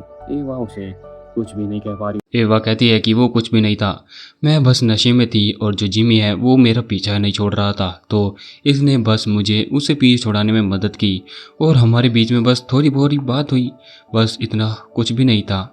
ऐसा कुछ भी नहीं था जिसके बारे में तुम परेशान हो। लेकिन नहीं, बहुत ही ज़्यादा गुस्से में होता कि क्या ये सब कुछ भी नहीं था जिसके बारे में परेशान हूँ?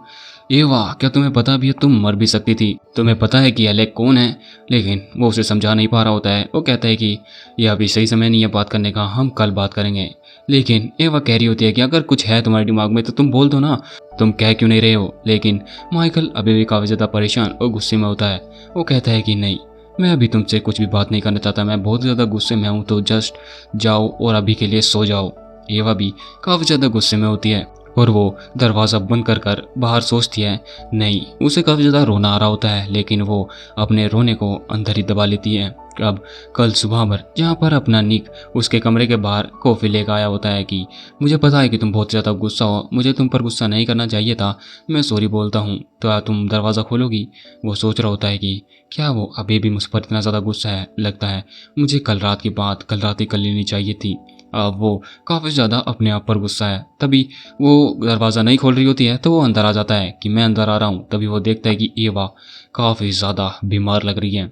एवा के दिमाग में चल रहा होता है कि आखिर आखिर यहाँ पर क्या चल रहा है, मुझे क्या फील हो रहा है। उसे काफ़ी ज़्यादा अनईजी फील हो रहा होता है, क्योंकि वो बीमार है और उसे प्यास लग रही होती है, वो डर लग रहा होता है, और वो सोच रही होती है कि क्या मुझे सज़ा मिली है निक को हर्ट करने के लिए? आखिर मेरे साथ ये ऐसा क्यों होता है कि मैं अगर लोगों को समझना चाहती हूँ, क्यों लोग मेरे पर गुस्सा कर लेने लगते हैं? मैं बस चाहती हूँ कि लोग मुझे समझें। तभी उसके सिर पर एक हाथ आता है, एवा, और वो सोचती है आखिर ये क्या है, आखिर ये हैंड किसका है? ऐसा लगता है शायद से मैं सपना देख रही हूँ। हाँ, मैं सपना देख रही हूँ, ये सपना ही होगा। और जबकि निक उसे काफ़ी ज़्यादा सराहना दे रहा होता है, वो कह रहा होता है कि तुम जल्दी से ठीक हो जाओ, और एवा सोच रही होती है कि ये सपना चल रहा है। तभी वो आँख खोलती है और खड़ी होती है और देखती है वहाँ पर कोई भी नहीं है। वो सोचती है कि मुझे पता ही था ये सपना है, आखिर मैं सोच भी क्या रही थी कि यहाँ पर क्या होगा। और वो जैसे ही बाहर आने लगती है और सोचती है कि निक तो अपने वर्क पर चला गया होगा, तभी उसे सरप्राइज़ मिलता है, क्योंकि निक अपना उसके लिए सूप बना रहा होता है। और वो कहता है कि ओह, मुझे लगता है कि मुझे तुम्हारे लिए कुछ खाने के लिए बना देना चाहिए, लेकिन मुझे लगता है मैं काफ़ी ज़्यादा स्लो हूँ, क्या तुम अच्छा फील कर रही हो अब? और जो सूप होता है वो रेडी हो जाता है। एवा को भी काफ़ी ज़्यादा सरप्राइजिंग लग रहा होता है कि अपने बंदे ने ये चिकन सूप बनाया होता है, वो भी खुद से। अपना निक बताता है कि हाँ, ये उसकी मोम की रेसिपी है, और उसे काफ़ी ज़्यादा अच्छा लगेगा कि वो उसने उसके लिए यानी कि एवा के लिए वो सूप बनाया है। अभी एवा सूप चखती है और उसे काफ़ी ज़्यादा अच्छा लगता है। तभी एवा उससे पूछती है क्या तुम अपने वर्क पर नहीं गए? लेकिन अपना निक बताता है कि जबकि तुम बीमार थी तो मैं अपने वर्क पर कैसे जा सकता हूँ, मैं तुम्हें यहाँ पर अकेला कैसे छोड़ सकता हूँ? डॉक्टर ने कहा कि तुम बहुत ही ज़्यादा स्ट्रेस ले रही थी, इस वजह से तुम बीमार हो चुकी थी। तभी अपनी एवा कहती है कि मैं बस तुम पर एक पेन हूँ। क्यों? मतलब वो कह रही होती है कि वो अपने निक पर बोझ है और उसने कल रात को अपने निक के अलावा किसी और मर्द के साथ एक फ़ोटो खिंचवाई एंड देन हमारी कल रात की फ़ाइट हुई और अब भी तुम मुझ पर इतना ज़्यादा मैड नहीं हो। लेकिन निक कहता है कि नहीं, तुम मुझ पर बिल्कुल भी बोझ नहीं हो। मैं तुमसे माफ़ी मांगता हूँ कि कल रात में कुछ ज़्यादा ही गुस्सा कर गया था और मैं तुम्हारे बारे में काफ़ी ज़्यादा परेशान हो रहा था।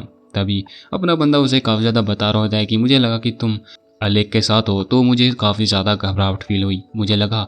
लेकिन तभी अपने निक की बात काटते हुए एवा कहती है कि मुझे लगा कि तुम मुझ में काफ़ी ज़्यादा डिसअपॉइंटेड हो क्योंकि मैं एक नशे की लत लगी थी और मैं काफ़ी ज़्यादा बुरी हूँ और यहाँ तक कि मैं इतनी ज़्यादा बेकार हूँ कि मैं अपने फादर के अगेंस्ट स्टेप भी नहीं ले सकती। तभी अपना बंदा उसे कहता है कि आखिर तुम इस तरह क्यों सोच रही हो, तुम्हें पता है ना कि आखिर अलेक है कौन, क्या सच में तुम्हें पता है ना। लेकिन एवा को कुछ पता नहीं होता है तो वो सिर्फ इतना बताती है कि हाँ मुझे पता है कि वो एक माफिया फैमिली से हैं, बस मैं इतना ही जानती हूँ, इससे ज़्यादा मैं कुछ भी नहीं जानती। अब अपने बंदे को पता चल जाता है कि एवा काफ़ी ज़्यादा नहीं जानती है अलेक के बारे में, तो वो कहता है कि ठीक है।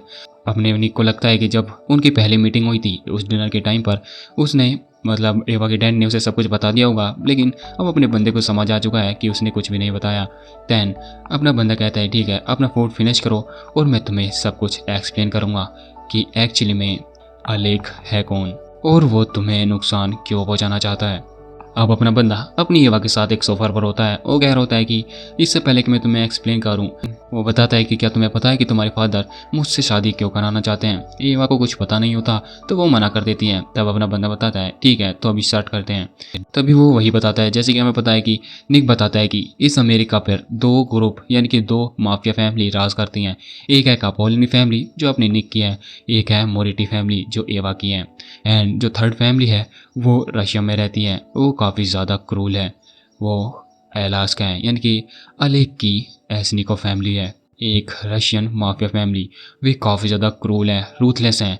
वो फैमिली हमसे भी ज़्यादा कमीनेपन पे उतर आती हैं, वो तरह भी तरस नहीं खाते एक इनोसेंट पीपल पर और वे काफ़ी ज़्यादा टॉर्चर करते हैं, चाहे वो उनकी फैमिली ही क्यों ना हो।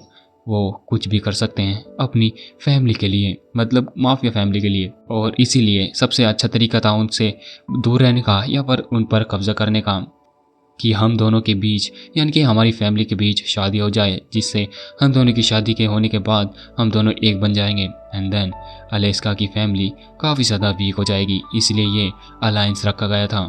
एंड अगर मैं और बताऊं, वो एक ऐसा पर्सन है जो मेरे खिलाफ जाने के लिए हमेशा तैयार रहता है और वो मैं हर साल उसे देख रहा हूँ कि वो और भी ज़्यादा ओड होता जा रहा है और भी ज़्यादा पागल होता जा रहा है। वो तुम्हें पता है ना कि वो तुम्हें क्यों अप्रोच कर रहा है, क्योंकि तुम मेरी सबसे बड़ी कमज़ोरी हो और वो सिंपली मुझे ड्राइव करना चाहता है, मुझे काबू में करना चाहता है हमारे बीच दरार डालकर। अगर उसे तुम्हें मारने की भी ज़रूरत पड़ी तो वो तुम्हें मारने के लिए ज़रा भी नहीं हिचकिचाएगा।